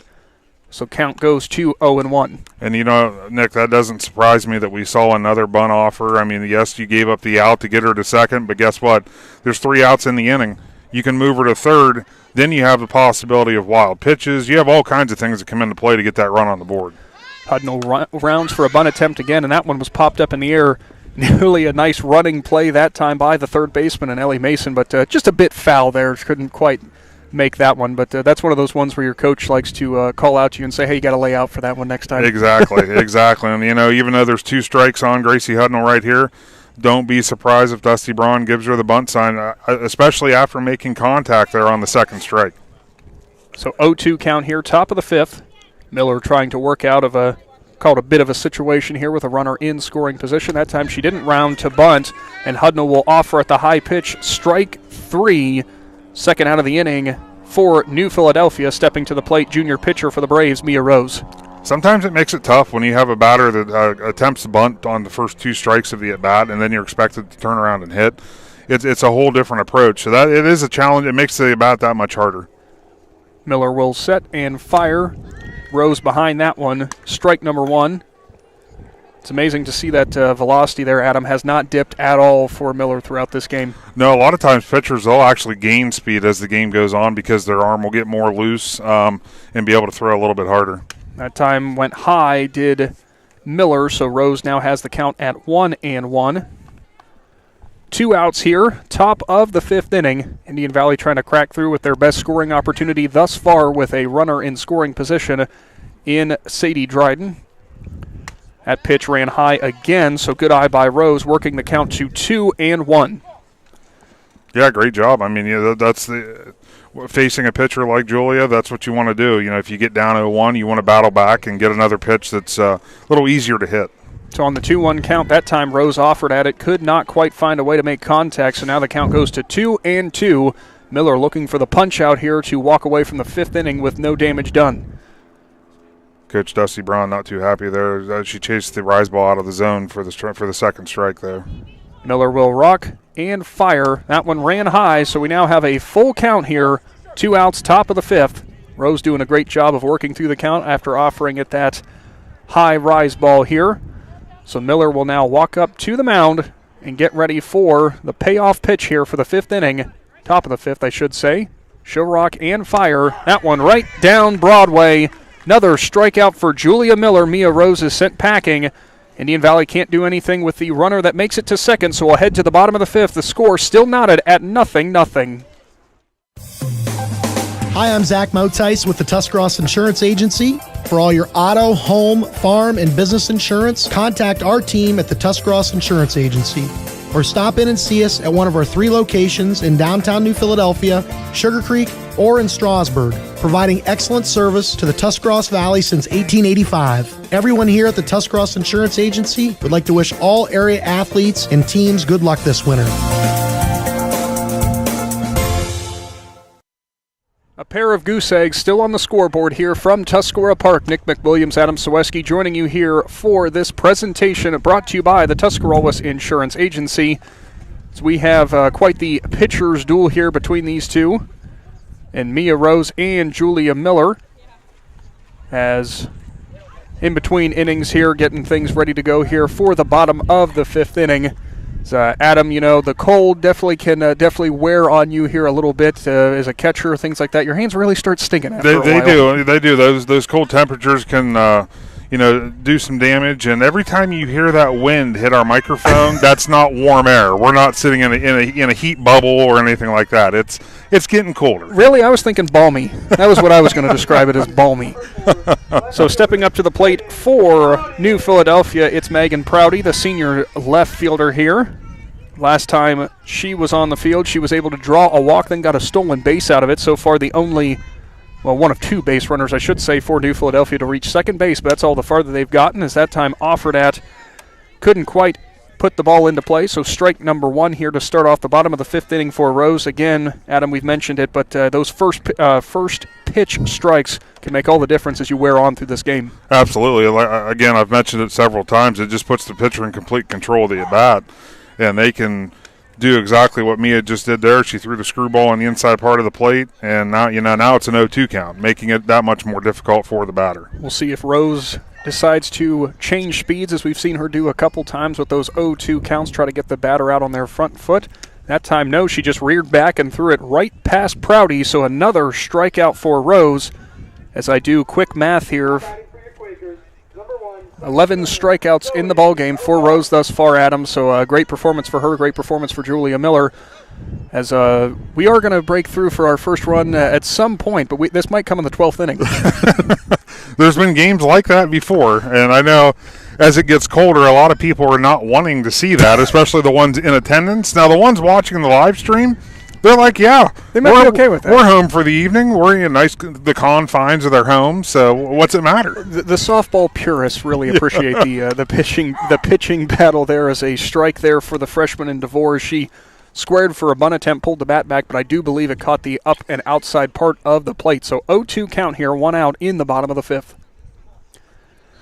Yeah, here we are again in that 0-2 situation where it's very difficult on the batter. And that time Rose changed speeds and caught the bottom portion of the plate, as DeVore couldn't get the bat off of her shoulders. Another strikeout for Rose, make it 12 for her, as now stepping back into the batter's box for New Philadelphia, the shortstop Madison Wright, trying to make some noise here for the Quakers. Yeah, a little 2-out lightning here for the Quakers is what they're hoping for. That one catches the outside part of the plate, as Rose still bringing it real hard there in the bottom of the 5th inning. Hudnall doing a great job too throughout this game, Adam. Not saying that these pitches aren't making the zone, but framing it perfectly and making sure the ump can see exactly where it is. Absolutely. Good cut there by Madison Wright. Just under that ball. Definitely has it timed up. But this, again, here we are again, back to that 0-2 situation. We've seen what Mia has liked to do in this situation, but once that tendency starts, that's where she can change it up. That's what makes it so difficult. So the third batter of this inning now finding an 0-2 count once again. Show rock and fire, and oh boy, just outside that time. Rose thought she might have rung her up on that one. Instead, the count now goes to 1-2. Probably just a few inches off the outside corner there. Such a tough pitch to lay off. Coach John Dupke even got a little laugh on that one because I think he was surprised. So another payoff pitch there. Rose offers on the inside part of the plate. Good job by Wright to keep her hands in there and fight it off. So she'll remain at a 1-2 count. It's not fun hitting those inside pitches when it's chilly out either. No. Or off the end. Could you imagine off the end of the bat tonight? I'd rather not. As Rose that time, good contact there for Wright, but it is a fly out to left field, as almost no movement necessary out there in left field for the Braves, as I could not see quite who made that catch. I believe that was Abby Morrison out there. So another put out for the Braves. No damage done. Good contact for Wright, but it does no damage for the Braves as they'll now step back up to the plate, top of the 6th inning, trying to find a way to crack through with our game's first run. Are you looking for a local propane supplier? TMK Valley Propane would like to offer you our hassle-free guarantee. We can provide you excellent service with automatic fill options, budget plans, and easy delivery. Let TMK show you how we take the hassle out of your winter heating needs. Give us a call today for a free site evaluation, 330-897-3911. All the way with TMK, service with a personal touch. Big Z Sports back on a brisk Tuesday evening here from Tuscarora Park. And speaking of brisk, somebody's watching our live stream, Adam Saweski, who doesn't have to worry about that. Yeah, my son Chandler, he just texted me saying that this game could go 12 innings. He'd have no problem with it because it's 76 degrees in Florida right now. Yeah, thanks, Chan. We really appreciate that. Thanks so much, as we're getting all kinds of head shakes around us. We have icicles coming off our nose, but that's all right. As long as he's warm and cozy, that's all that matters, right? Oh, yes, that's all we care about, naturally. Julia Miller sets and winds and fires for New Philadelphia, and she'll get it right past the first baseman for the Braves and Gabby Mead, so starting things off in the 6th inning with a swinging strike there. If I randomly cut out from this broadcast, it's because I'm turning things over to Adam, and I'm going to go find my jacket out of my car. That pitch ran high for Miller, so now it's a 1-1 count to Mead. Yeah, Gabby's doing a good job. Every time the ball is in the zone, she's definitely attacking it. Just hasn't been able to, quite time it up or find that spot. But good hard at bats both times so far. Mead will offer at that one, and wow, she cranked that one a long way, but it went straight back that time as thud off of something back there. That was actually the shortstop Madison Wright's car. Oh, yeah. I think that's why she's laughing out there right now. The shortstop, her car the hood just got hit. Oh, good. Well, if Mom and Dad aren't here, she's going to have to give them a call and say, hey, guys, funny story for you. 1-2 count here for Miller. She offers to Mead. That one ran high. Now 2-2. Yeah, I mean, obviously Gabby was out in front of that, but great solid contact on that. So Julie's going to have to watch where she's trying to locate that third strike. So Miller now was going to get the call there, but we do have time called. She'll set up, try to get the pitch to put away the sophomore first baseman for the Braves. 2-2 count here. No outs, top of the 6th. Miller rocks, fires, and she had Mead in front of that one, so another swinging strikeout there. Mead sent down for the 3rd time in this ballgame, so stepping up to the plate again, the senior third baseman, Madison Monte. The senior had a walk in the 2nd inning, but popped out to the second baseman in her 2nd at-bat, though, so see if she can find a gap this time around. That time catching the upper and outer part of the strike zone was Miller, so an early 0-1 count here to the third baseman for the Braves. Miller will now rock and fire. That one ran inside. Take that back. No, that's strike number 2 as Monty kind of lunged back out of the way, but that might have been some action cutting back on the inside of the part of the plate. Yeah, absolutely. A good spot there, especially when you're up 0-1 in the count for Julia. That's a good spot to try to get that second strike. So the 0-2 count here. That time that one ran outside, so good eye by Monte. She'll now improve herself to a 1-2 count, still behind, but going to try to put the ball into play. If it makes you feel any better, I got a text from our all-night-long Shannon Thomas. He's freezing at a track meet tonight, so at least he's freezing. He's watching a sporting event. Well, I'll tell you right now, Shannon, as that pitch runs on the inside, now 2-2. Shannon, if you're listening right now, enjoy your beach-like weather tomorrow from the hill. It's now 2-2 count here for Miller. 1 out, top of the 6th inning, still nothing on the scoreboard. Miller will rock and fire. Monty puts it into play again, but that's a easy pop out down the first baseline to the freshman Olivia Jackson. So Monte is retired with that, could call it a hybrid line-out pop-out to the first baseman. Yeah, that was it's one of those ones where it was enough to make contact. Unfortunately, it just didn't go anywhere, and it was an easy put-out for the Quaker first baseman. You think the temperature had something to do with it? Yeah, nah, I wouldn't say that. I don't think we're that cold. I don't know, it feels like it. Miller fires another strike past Spillman, who now finds herself behind 0-2 in the count. 0-1 in the count, sorry, with 2 outs is what I was trying to say. There you go, yeah. Miller that time, that one ran low, so it's now a 1-1 count to the senior second baseman for the Braves. She was caught looking last time, Adam, on a pitch that looked just a little bit inside, but you could see how upset she was as it was looking for what would have been a walk. She had a full count. That time, Miller fires the second strike past her. Now 1-2 count to the senior second baseman. Miller now sets and fires. That one popped up right in front of us off the cage, so now we'll do it all again. I moved a little on that one because that was closer to where we are, even though we have a 25-foot fence in front of us. Might have to go over geometry with you if you're thinking that one was coming over, but that's okay, Adam. Miller will now set and fire for the 1-2 pitch. That one ran inside and low again. I'm just giving you a hard time. Yeah, I got you. Oh, yeah. Because if I'm honest, I flinch too, so I should just come clean with that one. 2-2 count here, top of the sixth inning. 2 outs, Miller looking for another punch-out to try to send the Braves home packing with a 0 still on the scoreboard. Miller fires, and it goes right past Spillman again, her third strikeout of the game. And New Philadelphia holds Indian Valley in check again. We'll now head to the bottom of the sixth inning here with a score 0-0 from Tuscarora Park. We're back after this. If you're purchasing a new home, the team at Hartzler's Quality Housing is here to help. Take advantage of record low interest rates to make your new home a reality. Locally owned and operated since 1978, Hartzler's Quality Housing has the experience to guide you through the process. You'll find a wide selection of model homes on site to fit any budget. Open 6 days a week just off I-77. You can also visit them online at hartzlers.com. Hartzler's Quality Housing. Quality from start to finish.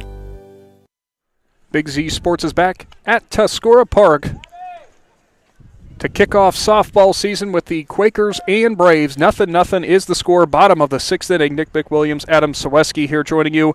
And, of course, a major shout-out to the Claxon Communications crew. Of course, if you're watching this game on a YouTube live stream, that's thanks to the Tuscarawas Insurance Agency, TMK Valley Propane, and the hard work of the Claxon Communications crew.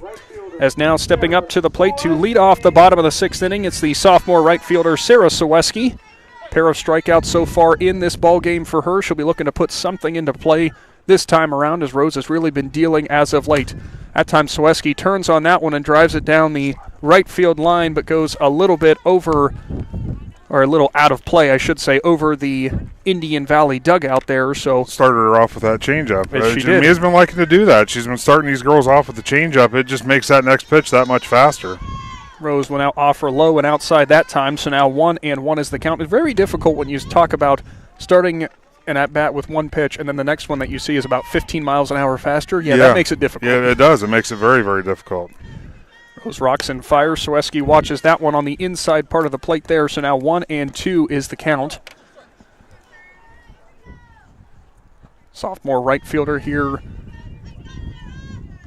trying to find a way to crack through to Rose, as that time she was going to offer at a slap bunt attempt there that time, but pulled her bat back as Rose offered it way too low in the dirt, so now 2-2 is the count.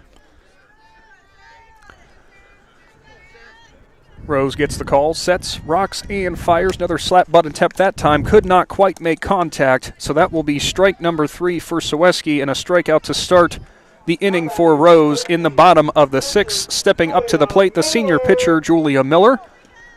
Miller, of course, last time around did put the ball in play there in the bottom of the third inning, but it was a ground out to Monte over at the third base position. Yeah, I mean, obviously both teams having a very difficult time. When you're talking 1 or 2 hits in the whole game, it shows how hard it is for these girls to get something going, to get base runners on base. Miller offers at the first pitch there, couldn't quite make contact, as Rose did a good job of locating that one up and a little bit in there. So again, trying to get those hands to it is always very, very difficult, especially with these cold temperatures, as Rose that time, Miller was on that pitch but fouled it straight back, so we'll now go to an 0-2 count.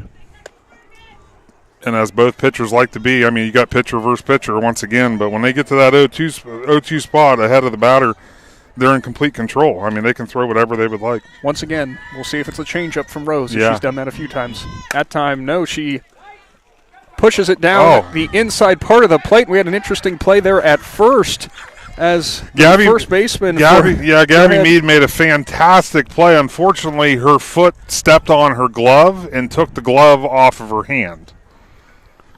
So I don't know if we could rule that a base hit or an error, because it was a good play by Meade as she was moving to her right. That's one of those plays. It would be interesting to see what they call that, because she made the play. It was just in the transition back to the bag, but all in all, a great play by Gabby. It was just, unfortunately, those first baseman's mitts are a little too big, and she stepped on it. Yeah, I could not even fathom there for a minute to try to figure out how to explain that, so thank you for that. Adam is checking into the game. Also, we have a pinch runner. It's Michaela Helmke is coming in for Julia Miller there over at first. Obviously, want to keep your pitcher safe. Oh, yeah. So Rose offers to the next batter. That one's grounded to the second baseman, and a good play by Spillman that time will retire Ellie Mason that time around, but it will advance the runner to second base in Helmke.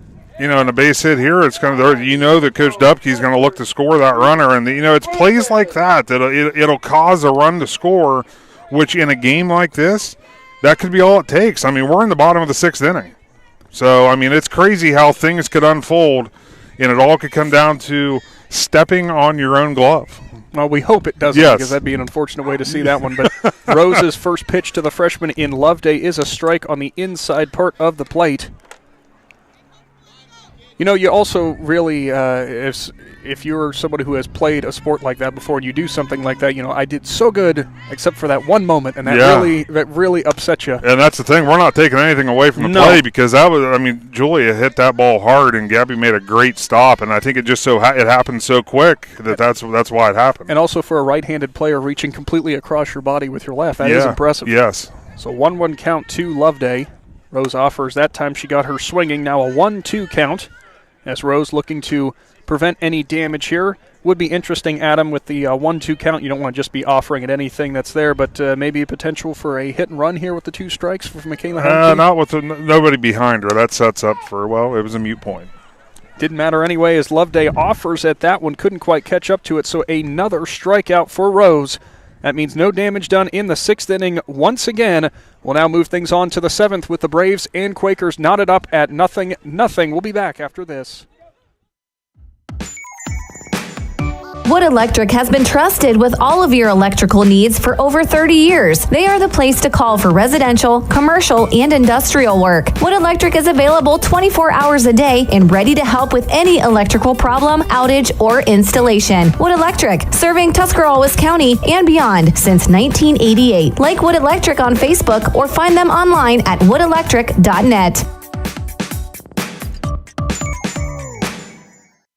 The pitching and defensive duel continues here from Tuscarora Park as we now go into the top of the 7th inning. Braves and Quakers deadlocked at 0-0 apiece. Mia Rose doing a great job for the Braves, and of course Julia Miller, the senior star for the Quakers, also doing an equally as impressive job. Both these pitchers not allowing any runs so far. Both these sides, though, 1 hit apiece has been allowed so far to this point.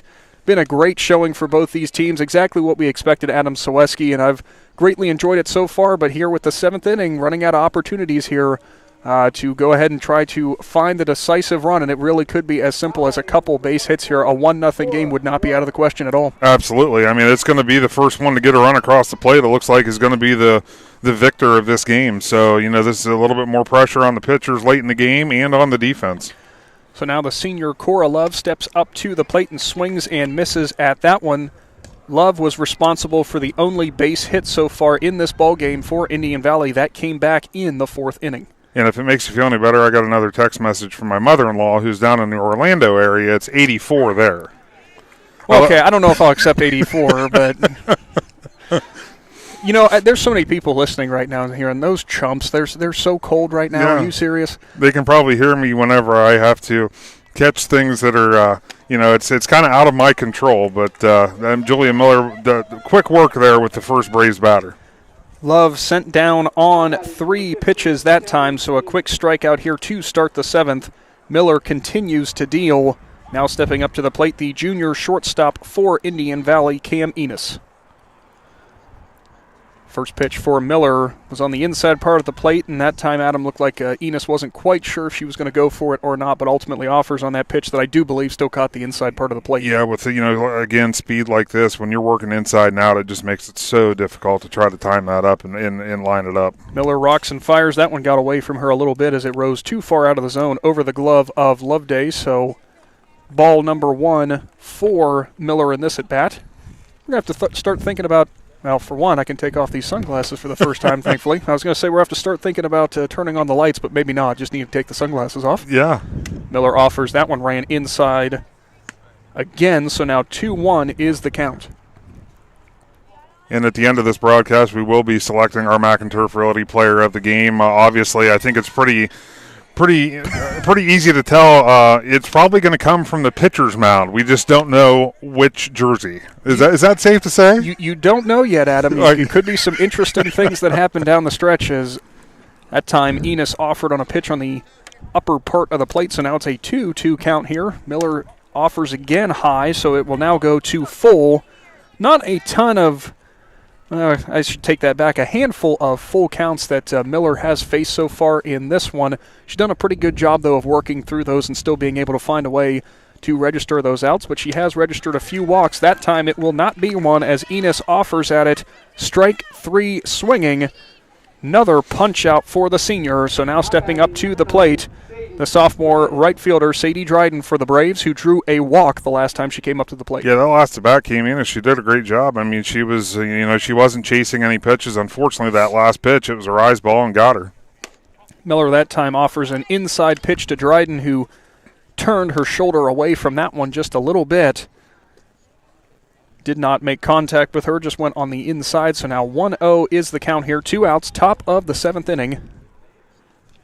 As another pitch, that time it ran high for Miller. Now 2-0 is the count. That rise ball, Adam, as you mentioned, sometimes so difficult to lay off on. It looks so good coming out of the pitcher's hand, but then before you know it, it has risen about 6 inches higher than it's supposed to. It really does, the way that pitch is designed. I mean, it's designed to start right about the belt, which it looks like a belt-high fastball, and then it's going to jump where it's up over your shoulders. So very, very difficult pitch to lay off. So now the 2-1 offering to Dryden. That one catches right on the inside part of the plate. Now 2-2. Miller looking for her 3rd punch-out of the inning. And keep things at 0-0. As the senior for New Philly will rock and fire. Has Dryden out on her front foot. Another strikeout. Make it 3 this inning for Miller and add to her already impressive tally so far. Still 0-0. Quakers coming to bat, hoping to find a decisive run in this matchup with the Braves.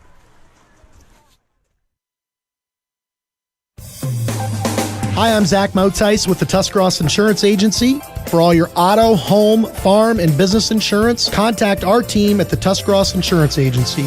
Or stop in and see us at one of our 3 locations in downtown New Philadelphia, Sugar Creek, or in Strasburg, providing excellent service to the Tuscarawas Valley since 1885. Everyone here at the Tuscarawas Insurance Agency would like to wish all area athletes and teams good luck this winter.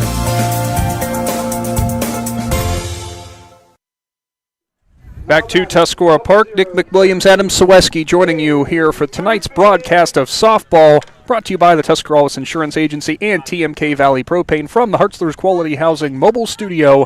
New Philadelphia looking to finally crack the scoreboard as they held Indian Valley in check once again as we are in the 7th inning, bottom of the 7th inning, I should say. Sophomore Peyton Murphy at the plate for New Philadelphia, trying to find a way to register her first hit of the ball game. And sometimes there's a lot of people who would watch baseball, softball, and such, Adam, and say, maybe it's a boring broadcast with no hits, but I take that back. There's a hit for Murphy as she gets it right past the shortstop, and a leadoff single for New Philadelphia could end up being the spark, exactly what the Quakers needed. Yeah, that's exactly what the Quakers needed. I mean, that's a great time to get that leadoff runner on. Nice hit there by Peyton Murphy right up the middle to get things started for the Quakers. What I was trying to say is some people might say it's boring softball to not have any hits, but it was right on cue we get a hit. But no, it's always masterful to watch how teams will approach each other, and 2 teams that definitely respect each other and each other's abilities there. As a foul ball on the bunt attempt for the first baseman, Olivia Jackson. So now it's 0-1 is the count. Murphy wasting little time on that one, Adam. Just saw the first pitch, and she liked it and went with it and just had a nice seeing-eye single in between the pitcher and shortstop. Sometimes when you're facing good pitchers like this, that first pitch is the one you're going to want to hit, because after that, you may not see something that you can hit. Rose offers again. That one outside and away. Hudnall, again, we've kind of praised her throughout the game, and again she blocks another one that was in the dirt. So runner on first for New Philadelphia is Murphy. At the plate, Jackson looking to put the ball in play and put the runner in scoring position. Rose offers, and she had a nice change up there. Jackson was able to hold back a little bit and was ultimately able to make contact, but couldn't quite put it in play. Yeah, again, that's a difficult pitch. I mean, it's in the zone. It's going to be called a strike, so to be able to at least get the bat on the ball, foul it off, that's a good job by Olivia Jackson. So here comes Rose stepping up to the mound. She'll wind and fire and couldn't quite catch the outside portion of the plate. Good eye by Jackson there, now getting the count to 2-2. Yeah, good battle here. This is a position where she's got one job, and that's just to put the ball in play. You don't want to strike out here if you're the Quakers. Rose offers on the 2-2. Strike three swinging. Throw down by Hudnall to second. And she got the base runner in Murphy. Double play for Indian Valley. Unconventional double play. But that was drawn up nicely by the Braves. Yeah, it really was. And that's, you're trying to execute that, get that runner to second base, because the importance of that is huge at this stage of the game. But that was a great throw by Hudnall and definitely had her. I mean, the throw was there, the tag was there. It was a pretty easy call for the official. So now stepping up to the plate, the left fielder, the senior, Megan Prouty. Prouty was able to draw a walk and got a stolen base in the first inning, but struck out her last time at the plate. She watches a first pitch strike. That could be a big momentum swing for the Braves as well there, Adam. Whenever you make a nice defensive play like that when the bats have kind of been cold, that might be the spark you need. Absolutely. The momentum was definitely in the Quakers' favor there with the, with the leadoff runner with with Peyton Murphy having that leadoff single. And now the Quakers sit with 2 outs, and the Braves can get right back out of the inning. Prouty with a check swing, didn't go offer at that one, so now it's a 1-1 count. That one runs low for Rose, so make it 2-1. Great job working back here, battling here in this, not chasing anything for Megan Prouty, making Mia Rose give her something to hit. Rose sets, fires, 2-1 pitch. That one caught the knees. It's now a 2-2 count. 2 outs here, bottom of the 7th inning, still zeros on our scoreboard, as neither Rose nor Miller has wavered so far in this one. Rose looking for the punch out, and she'll get it. Another strikeout for Mia Rose, blew it right past Megan Prouty, and we'll now move on to the 8th inning. Indian Valley set to come to the plate, looking for a decisive run here with New Philadelphia. Don't go anywhere. We're back after this. Located in the rolling hills of Holmes County, Keim Home Center is the destination and trusted source for your home, building, and woodworking needs. And we are now offering appliances.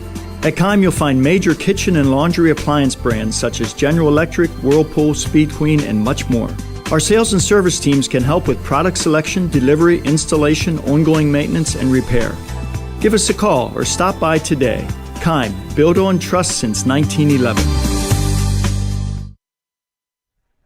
Nick McWilliams, Adam Soweski joining you for more softball coverage from Tuscarora Park up on top of the hill, as it's the New Philadelphia Quakers Indian Valley Braves still deadlocked at 0-0 in what has been a, how many times have we said it, Adam? Pitcher's duel, defensive battle, whatever you want to call it. It's just been a well-played softball game so far to this point. Just a little lack of offense, but you expect that when you have 2 outstanding pitchers like this. Absolutely. I mean, and why not get some bonus softball action on night number 1 of the season for the Quakers and the Braves? Well, we could have done it when it's not 30 degrees, but, that's all right. Maybe tomorrow night when we keep referencing the 70-degree night. Yeah, I hope you're still listening, Shannon.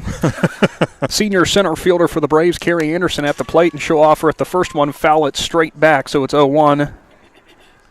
As Anderson earlier in the ball game, back in the 5th inning, had that nice sacrifice bunt to set up the runner in scoring position, but Indian Valley ultimately unable to capitalize on that. Miller will set and fire with the 0-1 pitch, and once again, it's Anderson who makes contact. That one went off the mask of Loveday. As somebody who used to play catcher, Adam, that's not fun, getting the foul ball off the noggin. No, I can't imagine it would be, especially with the velocity the ball is coming in. It's coming off the bat just as hard, if not harder. You see stars for a little bit there, and you just kind of check if everything's still there, and you're good to go. 0-2 is the count. Miller offers, and Anderson can't catch up to that one. She'll strike out. Second time she's been sent down in this game. Another punch out for Miller, and we'll go back to the top of the order for Indian Valley and the junior catcher, Gracie Hudnall. Yeah, it's funny how both lineups, how they're going to fall into place. The Quakers and the Braves are both going to be starting with 9-1-2 in their batting order, so for the top of the order to get back up, that could be key. Miller offers. Hudnall was on that one, but couldn't put it in play as she fouls it straight back into the cage. It's 0-1.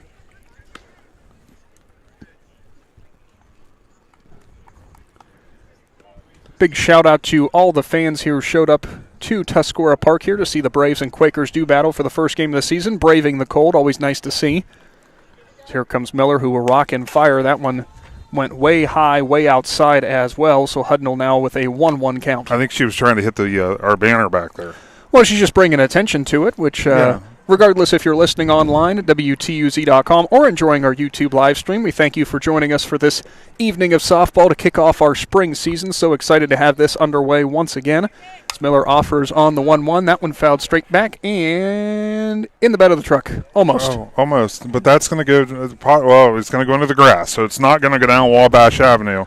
Yeah, well, if you're in your car right now and we're driving down Wabash, you almost would have had be dodging a little yellow ball going across the road. So 1-2 is the count now to Hudnall. We've had some impressive foul balls, I will say. They've really traveled some distance. We have. And that has a lot to do with the speed that the ball is coming in. No kidding, as Miller offers on the 1-2, and good job by Hudnall there battling off on that inside pitch, and you see her shaking her hands. Boy, those are not fun, those inside pitches to foul off when it's cold. No, they sure aren't, because the smaller parts of those bats that they hit, you're going to feel it. She felt that hit. Think steel rod into a tree kind of feeling on your hands if you really want to know if you've never had that happen to you before.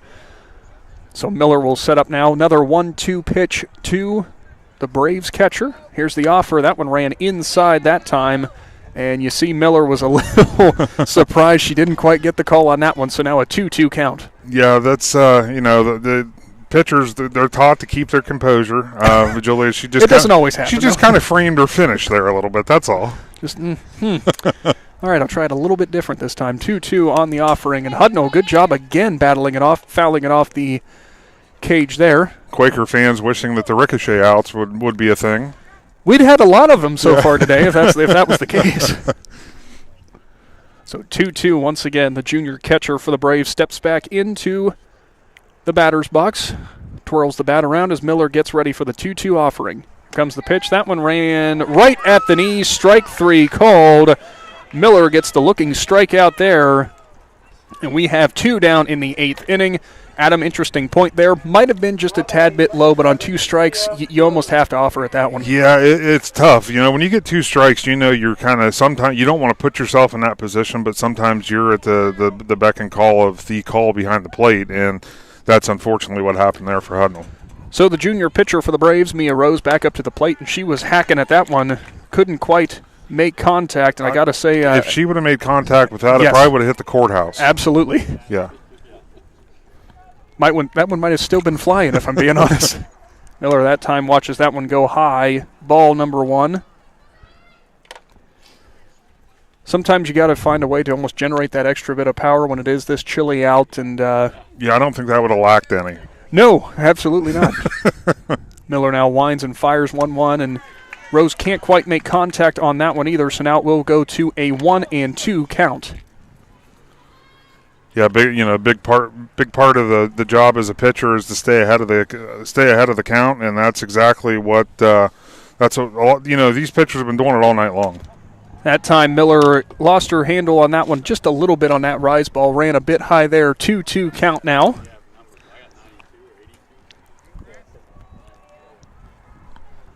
So Miller will get ready for the 2-2 offering here. 2 outs, top of the 8th inning, and that one went right down Broadway as Julia Miller again registers another strikeout, and will now head to the bottom of the 8th inning here. Braves, Quakers still deadlocked at 0 apiece. We'll find a winner here coming up in the next few innings.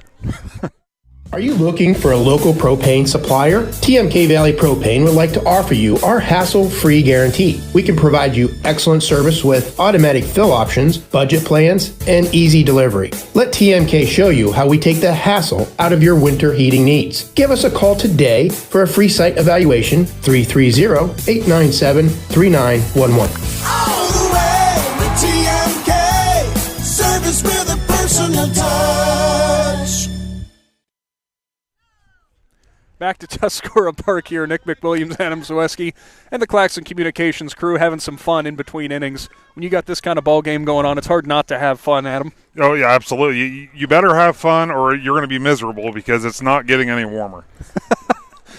Well, maybe. This breeze is... breeze. Maybe that's the hypothermia setting in. I'm not quite sure. I think it is. Now stepping up to the plate. Also, anyone listening right now, we're kidding. We're yes. not that. It's cold, but cold. It's not. Yeah, we've been in worse, obviously, hence football season. So Mia Rose back on the mound once again for Indian Valley. Don't have pitch counts, obviously, for both of these girls, but I know it's been a decent amount here to start off the first game of the year, but maybe they were probably pretty excited about that after all the off-season work and everything. You know what? Go ahead and get that arm loosened up and ready to go for the rest of the season. Exactly, yeah. I mean, there's no better time than now, I guess, to start, and that's where all that off-season training and workouts, they want to be in mid-season form whenever they take the mound in March like they are tonight. The freshman center fielder for New Philadelphia, Zoe DeVore, has worked the count to 2-0 as the first pitch went high, second one was in the dirt. So good hitters count here for the center fielder for the Quakers. Rose offers. That one catches the outside part of the plate, and you saw DeVore kind of like, maybe, offering on that one. She thought about it, but you know what? At first strike of the at-bat, these girls are trained to look for that certain pitch that they want to jump on, and that must not be her spot. Rose offers again, and that one was at the knees and low. DeVore couldn't put a bat on that one, so now it's a 2-2 count. Rose will now ready herself, get the call from Hudnall. Wines, rocks back, and fires. That one ran low on the shins, so now it's a full count. Probably ran a little bit inside as well, and Adam, I do believe that was that screwball you had mentioned earlier. Yeah, it just started off a little too low, and it tailed down outside of the zone. I'm learning. I'm catching some of these pitches now. It's amazing. Yeah. Rose Wines fires. That changeup catches DeVore looking. Strike 3 to start the 8th inning, and that changeup, Adam, really had a lot of dropping action late by the plate. It really does. That's one of those pitches that you're almost going to have to lunge out and hit that. I mean, especially against fast pitchers, a lot of batters are back in the box. So where that thing starts to die off, they're going to actually have to lunge just to get the barrel on the ball. So now top of the lineup again for New Philadelphia. It's shortstop Madison Wright as she fouls it off the cage to start off her at bat. And again, if we had those foul tip outs off the cage, Adam, we had another one right there. Yes, yeah. Yeah, that both teams racking those up right now. So 0-1 is the count. One out here, bottom of the 8th inning.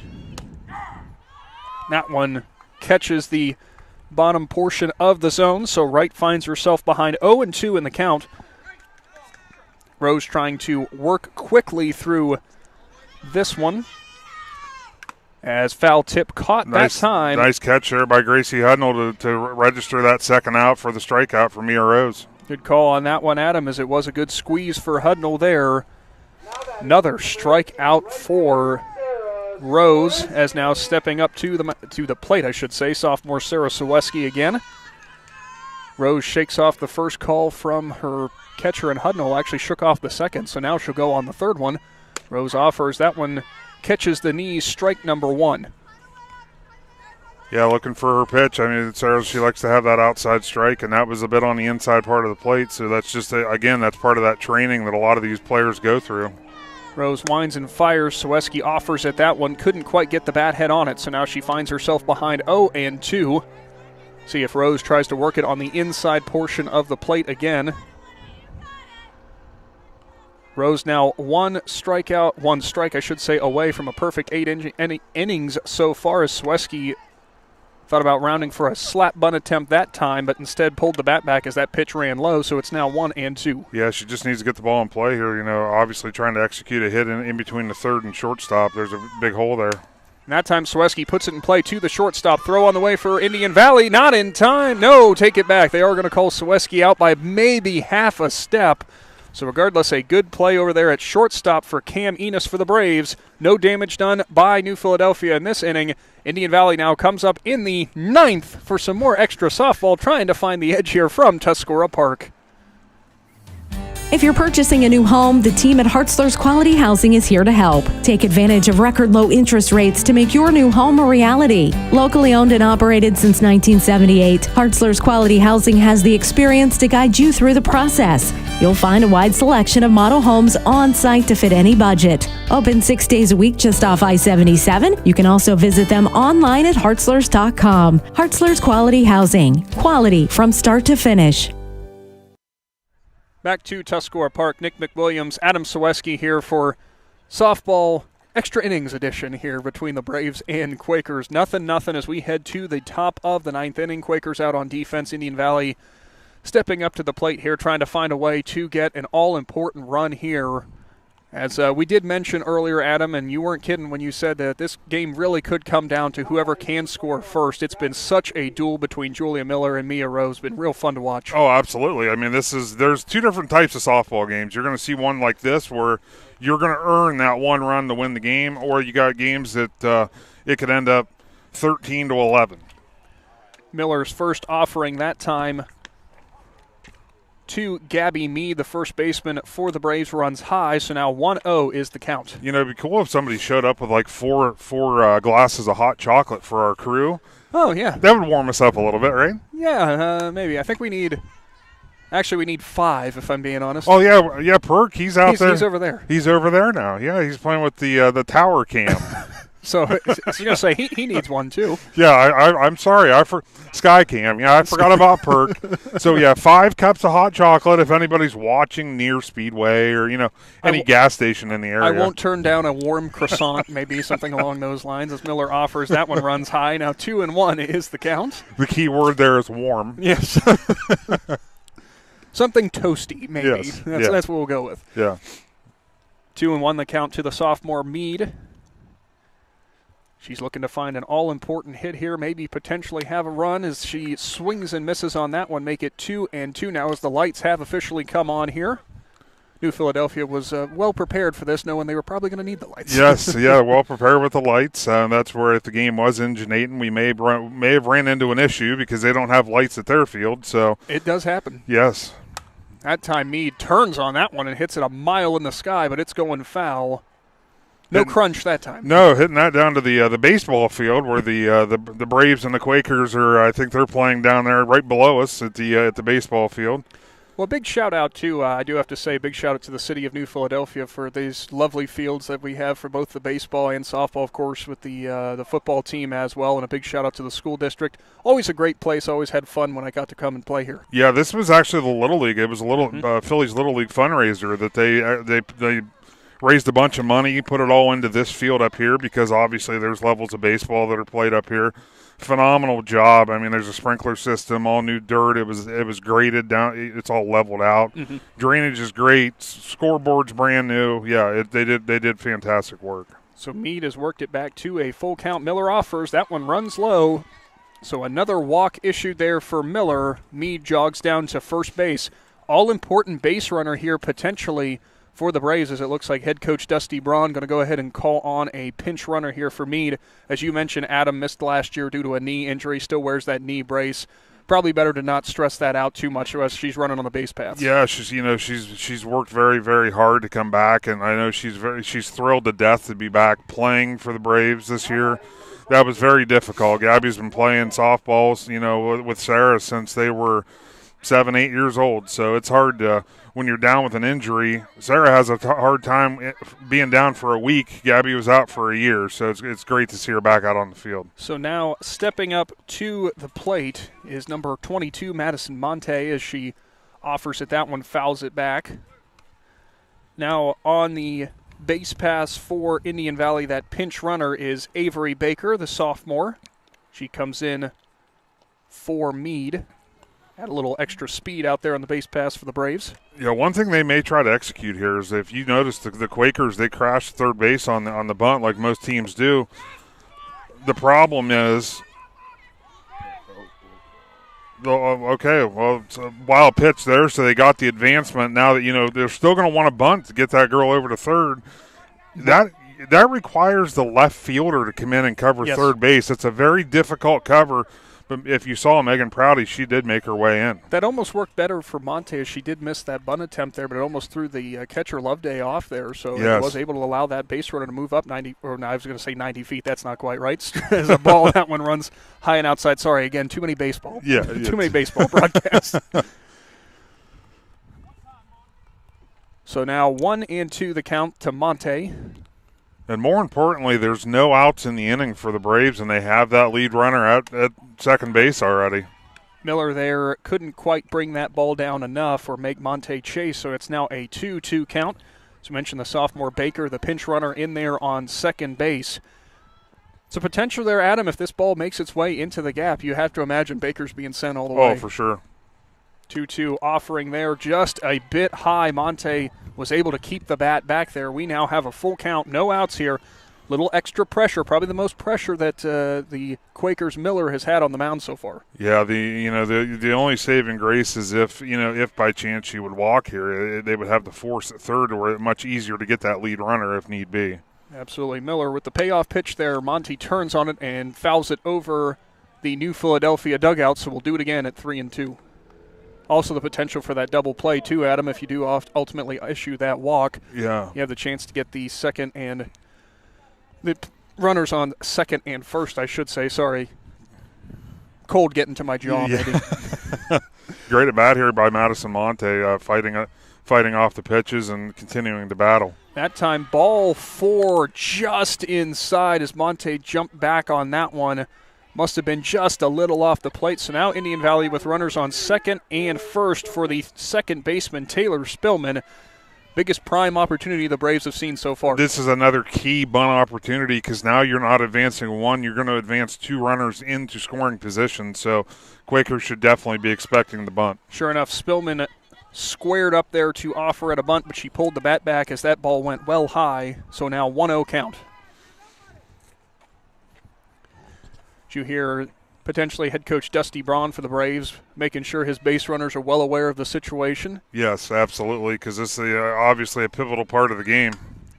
Good bunt that time by Spillman as she'll lay it down and will get the runners to second and third, and nearly getting picked off at third was Avery Baker, who ran around the plate, probably hoping there was maybe an overthrow down to first. I'll tell you what, that was a fantastic cover. Ellie Mason with a great throw to first. Peyton Murphy on the cover at first base for the Quakers.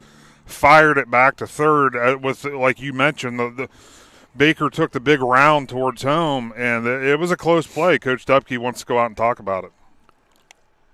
Asking maybe for the potential there of, like, are you certain that they didn't quite get that pick off there? Is having a little conversation there.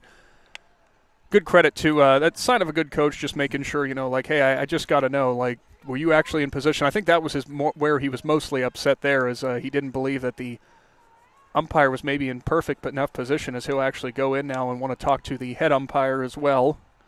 Make sure they had that call right. Just had a little discussion related to that. As the situation currently stands, runners on third and second, 1 out here for Indian Valley as Julia Miller trying to work out of this for the Quakers. And, of course, after the little conference there between the home plate umpire and the base umpire there, going to ultimately call that as the right call there, safe at third base. So we'll set things up here. Once again, it's Avery Baker at third for the Braves, Madison Monte on second, and at the plate, the senior Cora Love. With 1 out, you have a pitcher like Julia Miller, obviously she can get out of this, but, a strategy that coaches could use here is to actually intentionally walk the batter to load the bases. That way you have the force out at home. But obviously not everybody has a pitcher the caliber of Julia Miller. We'll have to see what the approach is here as Miller offers, and that's a bunt by Love. Here comes the runner home. It's a sacrifice attempt. Slide in. Ball is dropped by the catcher. Here comes another one. Monte coming home. She'll get in, standing up safely. Indian Valley with 2 quick runs, as what a sacrifice bunt from Love. The exchange was dropped from Miller to Loveday at home. Got the first run in. Then a miscommunication as it looked like Loveday was trying to go down to second to the advancing Love. Monte with the heads-up play and scores. All of a sudden, it's a 2-0 ball game. Yeah, it can happen that quick. I mean, that's just knowing the situation, and unfortunately, it all stemmed from not having the that initial out made. So now stepping up to the plate after what a wild sequence there. It's the shortstop, Cam Enos. I have to apologize for stumbling over my words that I couldn't quite see what was happening. It was amazing. So here comes Miller now. She'll wind and fire. Another bunt attempt that time for Enos, but she was unable to put it into play there. So quickly at an 0-2 count here. We did mention, Adam, prior to this broadcast, we said small ball was going to be the key factor here, and no hesitation by Coach Dusty Braun over there in the third base coach's box there for sending Monte home when he noticed that the Quakers were kind of caught napping. Yeah, absolutely, and that's what, it was the reaction of the first run scoring. It kind of kept everybody froze, and it allowed just enough time for the second run to come in. So 1-2 is the count for Enos for the Braves, as Miller will now set, wind, and fire. Fouled straight back, so we'll do it again at 1-2. Miller here trying to work out of this inning. Still a runner in scoring position for the Braves at second in Cora Love. Of course, if you're just tuning in now, a couple of sacrifice bunts work out great for the Braves as they get the suicide squeeze at home, gets the runner in, and that time it's fouled off to the right side for Enos. We'll do it again at 1-2. The squeeze play at home gets the runner in, and then on a failed exchange between Miller and Loveday, and then Loveday trying to throw down to second to get the base runner in. Love did not see Monte coming home, so all of a sudden Indian Valley with the 2 runs on the scoreboard. Miller offers on the 1-2. That one runs low and inside, so we'll now do it again at 2-2. Still only 1 out in the inning for the Braves. The Quakers. Either way you look at it, 1 out. So the Braves looking to make some noise and get some more runs on the board. Fouled straight back off the cage again. Enos doing a good job of battling here. Credit to the Braves junior shortstop there after getting those 2 runs. Obviously a lot of emotions running high here, but not backing down from this at bat at all. She wants to see more up there. Absolutely. He's doing a great job fouling those pitches off. Miller offers, changed his speeds. That one ran low and outside, so now we have a full count for Enos. Miller so far in this game, those 2 runs ended up coming around after walks. That time that pitch catches the lower inside part of the plate. And Enos is sent packing for the 3rd time today. So now stepping up to the plate will be the sophomore right fielder, Sadie Dryden. What I was saying there, Adam, 2 walks end up setting up those sacrifice bunts that cash in big for Indian Valley. Miller, although she's had all these strikeouts, a surprising number of walks. Yeah, and unfortunately, but to her point, I don't think any of the walks have turned into runs. Have they not, or have this inning one did, or both? Both of them did. That's where both of them came from. Too many bunts, too many different plays. I couldn't. We're keep losing up. track. Yes, correct. We have a visitor, Maverick and Bear. Oh, we do. As they want to jump in for the broadcast, I was. So Sadie Dryden now staring at the 0-1 count.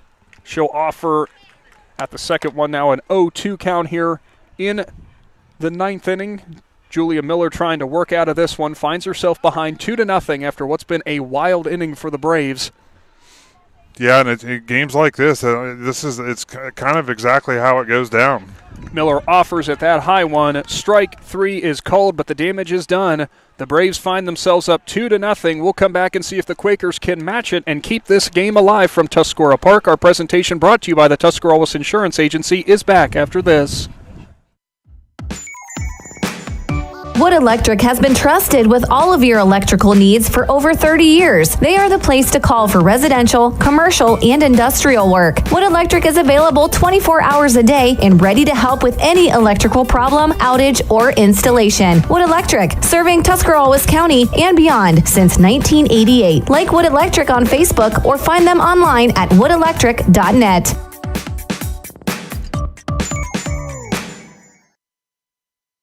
Back to Tuscarora Park for what could be the final inning here of softball action to kick off the year as Adam Sweski, we had some station mascots giving us a visit. Yes, we did. It's always nice to see Maverick and Bear outside of the office, out for a stroll on this brisk evening, but to them this is like a summer day. Oh, they're loving this. Being husky dogs, this is their weather. Yeah, they look at Jared and say, can we come outside more often when it's like this? Meanwhile, you're all bundled up with Carhartts and things along those lines. Yeah. So here we go. The Quakers' last opportunity to keep this game going here, as Julia Miller will step to the batter's box, the senior pitcher, with a chance to keep this game alive as Indian Valley leads 2-0 here. She'll watch the first pitch that runs outside to start off the bottom of the ninth inning. Adam, sometimes for a team, or as a coach, I should say, it's extremely difficult sometimes to keep your team's attitude up after it's been so tight for so long, and then you have that drain of seeing those 2 runs come across. Absolutely. And Julia's in a prime location right now, coming off those 2 unearned runs, per se, that just scored in the top of the ninth inning. Now, isn't it fitting she's the first one at bat in the bottom half of the inning to get the Quaker rally started? Would be a perfect player to get a rally going here, as it's 1-1 is the count here. Rose offers Miller hard cut on that one and fouls it straight back off the cage. So we're now at a 1-2 count. I tell you what, between Miller for New Philadelphia and Meade for Indian Valley, some real hard cuts that, boy, if they're making contact, I would like to see where that ends up. Yeah, absolutely. There's definitely some hard swinging players tonight, and like I said, this is as she hits a bomb behind us. Look out. Holy cow, as we almost had a Jeep taken out. It's funny in a game like this, that as good as these pitchers are, people don't realize both these teams are loaded with hitters. They're completely, from top to bottom, they're loaded with hitters, but the pitching is just dominant tonight. Strike 3 as Miller offers on that one, cannot connect. Rose has the first out in the bottom of the ninth. Just 2 outs away now from earning an opening day win for the Braves. It'll now come down potentially to 2 freshmen for New Philadelphia. Ellie Mason, the first up, followed up by Reese Loveday. Going to have to find a little bit of magic here to keep this game going. Yeah, a little lightning here in the bottom of the ninth. First pitch on the outside part of the plate to Mason. Strike called as Rose finds herself ahead here in the bottom of the ninth. Yeah, this is a big spot. This is a huge game for Mia Rose, the junior. This is going up against the senior as Ellie Mason puts a shot into the ball. Right center field. Good play out there in center for the Braves as Carrie Anderson stays with it and is able to put an end to that long out that time. Anderson had to move quite a long way to get to that one, Adam. Yeah, she did. Ellie Mason put a charge into that ball, and you could just see the Quaker faithful start to get a little excited, but Carrie Anderson made a great play on that, and it looks like she's done that a time or 2. So here we come now to the final out for the Braves. For the Braves, I take that back. For the Quakers, I should say, as the Braves have a little powwow on the mound there. For pitcher Mia Rose, at the plate for New Philadelphia will be the freshman catcher Reese Loveday. Loveday was actually the first hit of the ball game for New Philadelphia. As you remember, back in the 4th inning, yes, she had that nice single line drive in between the first and second baseman. We'll see if she can do that again. Here comes Rose. She'll set, and the pitch goes right past Loveday. Another strong fastball on the inside part of the plate. 0-1 is the count. Yeah, as I was saying before that hit there, the junior Mia Rose, this is a big start for her because she's going up against, the senior Julia Miller, who's going to Ohio State, to be able to claim this victory. Nice shot there by Reese Loveday. That's going to find its way to the fence. Loveday finds the right center gap. Here comes the throw in from Anderson, and what a throw in to the infield as Loveday there not pushing the envelope to go to second. Anderson with the nice reaction, but Loveday again just finding a way to just put that ball exactly where she needed to. I'll tell you what, though, kudos to the Quaker coaches there because that run does not matter. There's no reason to run yourself into an out. That run does not mean 2 runs, is what you're saying. Yes, that's 100% correct. So here comes Rose now. Peyton Murphy is the batter. The sophomore fouls it back, so it's an 0-1 count. A big hats off to Loveday, the only player in this game so far, Adam, who has multiple hits. Yeah, she's definitely seeing the ball. She felt comfortable at the plate. 2 nice singles. Obviously, I think a different situation that probably would have been try to leg that into a double, but situation at hand, you just need base runners. So it is Loveday at first. Here comes the pitch from Rose. It's a changeup. It runs high on Murphy, so it's now a 1-1 count. New Philadelphia finds themselves behind 2-0 here in the bottom of the 9th inning, but the Quakers absolutely with some life here after that single for Loveday, as you saw the catcher Hudnall there kind of calling out something to the Braves, maybe a snap throw down to first. And sure enough, there it is. Hudnall's throw is off the mark, and it bounces away. Here comes Meade at first. She'll get it, and she'll try to throw down to second. No, I take that back. Go ahead and eat that and not let the runner advance anymore. I thought maybe that was the play that Hudnall had dialed up, but a little low on the throw. Yeah, I'm actually a little surprised because the situation that the Braves are in right now, that's something they don't really need. That runner, as I mentioned before when Reese had that hit, that runner doesn't mean anything. You focus on the batter, you get that out, this game's over. Almost ringing up Murphy there was Rose, as that one went just a little bit low. It's now a 2-2 count. I paused for anticipation there, thinking it was going to be strike three at him, but regardless, we'll do it again here. 2-2. Pitch from Rose is right past Peyton Murphy, and that will do it. The Indian Valley Lady Braves find the way to cash in 2-0. They are victorious here from Tuscarora Park thanks to a big-time top of the ninth inning with some good small ball there. As that will do it for this broadcast. We'll go ahead and take a quick timeout here and then come back and we'll name our McInturf Realty Player of the Game. Again, the Braves are victorious in opening day here 2-0. Don't go anywhere. Big Z Sports is back after this. PAC Drilling, a family-owned and operated company since 2005 in Bolivar, takes pride in being an economic oil and gas drilling company. PAC's objective is to contribute to American energy independence through profitable development, operation, and marketing of oil and natural gas wells. PAC also employs operating technicians to oversee each and every well drilled to maximize its productivity and longevity. Contact PAC Drilling at pacdrilling.com.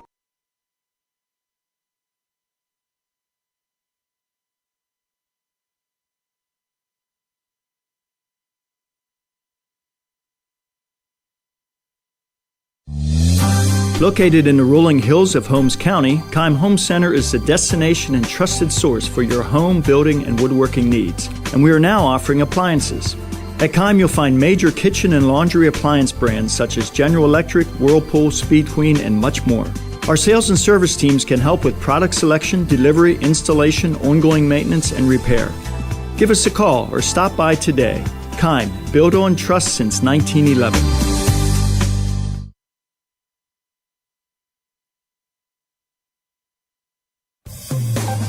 Hi, I'm Zach Motice with the Tuscarora Insurance Agency. For all your auto, home, farm, and business insurance, contact our team at the Tuscarora Insurance Agency. Or stop in and see us at one of our 3 locations in downtown New Philadelphia, Sugar Creek, or in Strasburg, providing excellent service to the Tuscarora Valley since 1885. Everyone here at the Tuscarora Insurance Agency would like to wish all area athletes and teams good luck this winter. Are you looking for a local propane supplier? TMK Valley Propane would like to offer you our hassle-free guarantee. We can provide you excellent service with automatic fill options, budget plans, and easy delivery. Let TMK show you how we take the hassle out of your winter heating needs. Give us a call today for a free site evaluation, 330-897-3911. All the way with TMK, service with a personal touch.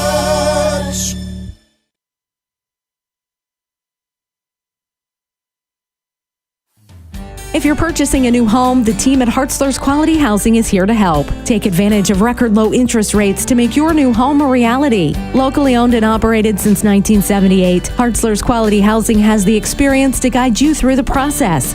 You'll find a wide selection of model homes on site to fit any budget. Open 6 days a week just off I-77. You can also visit them online at hartzlers.com. Hartzler's Quality Housing. Quality from start to finish. Welcome back to Tuscarora Park, where the Indian Valley Braves are victorious to open up the 2022 softball season 2-0. Nick McWilliams, Adam Saweski joining you here after what was a very, very fun game and some extra softball to start off the season. But it's now time to name our McInturf Realty Player of the Game, and that's junior pitcher for the Braves, Mia Rose. Mia, big congratulations on what was a phenomenal performance. 23 strikeouts you were able to post in this one. Run me through that a little bit. What a great start to your junior season. Well, it's kind of just having a catcher to go with you and understanding what pitches work with what other ones and knowing where your batters are going to hit it.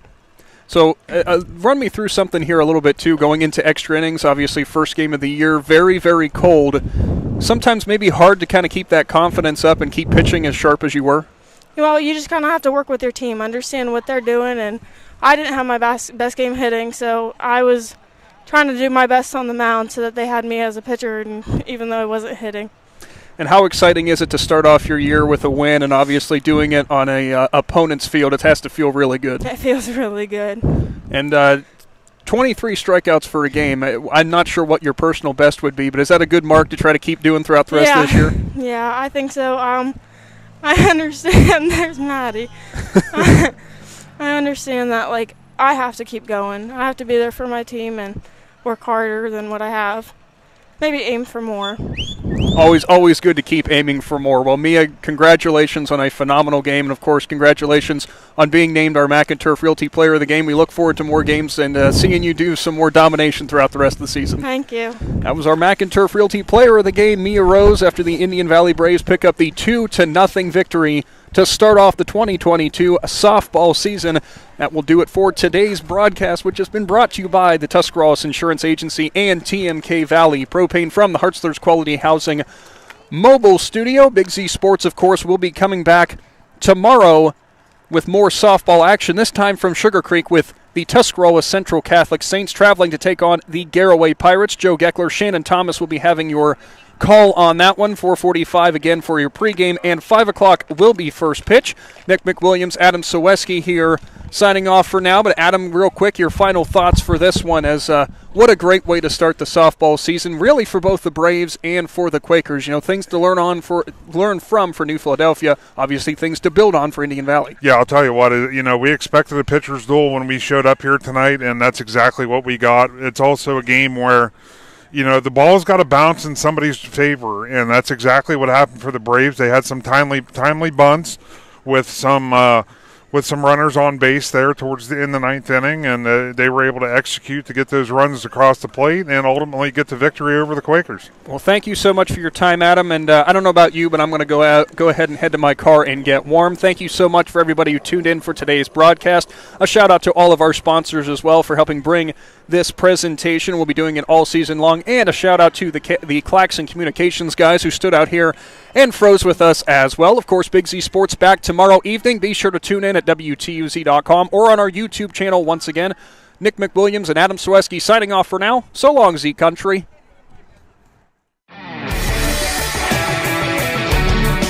Thanks for listening to Big Z Sports. Tonight's broadcast was presented by Tuscarawas Insurance Agency, TMK Valley Propane, Hartzler's Quality Housing, Wood Electric, PAC Drilling, Kime, Mac and Turf Realty, and Claxon Communications.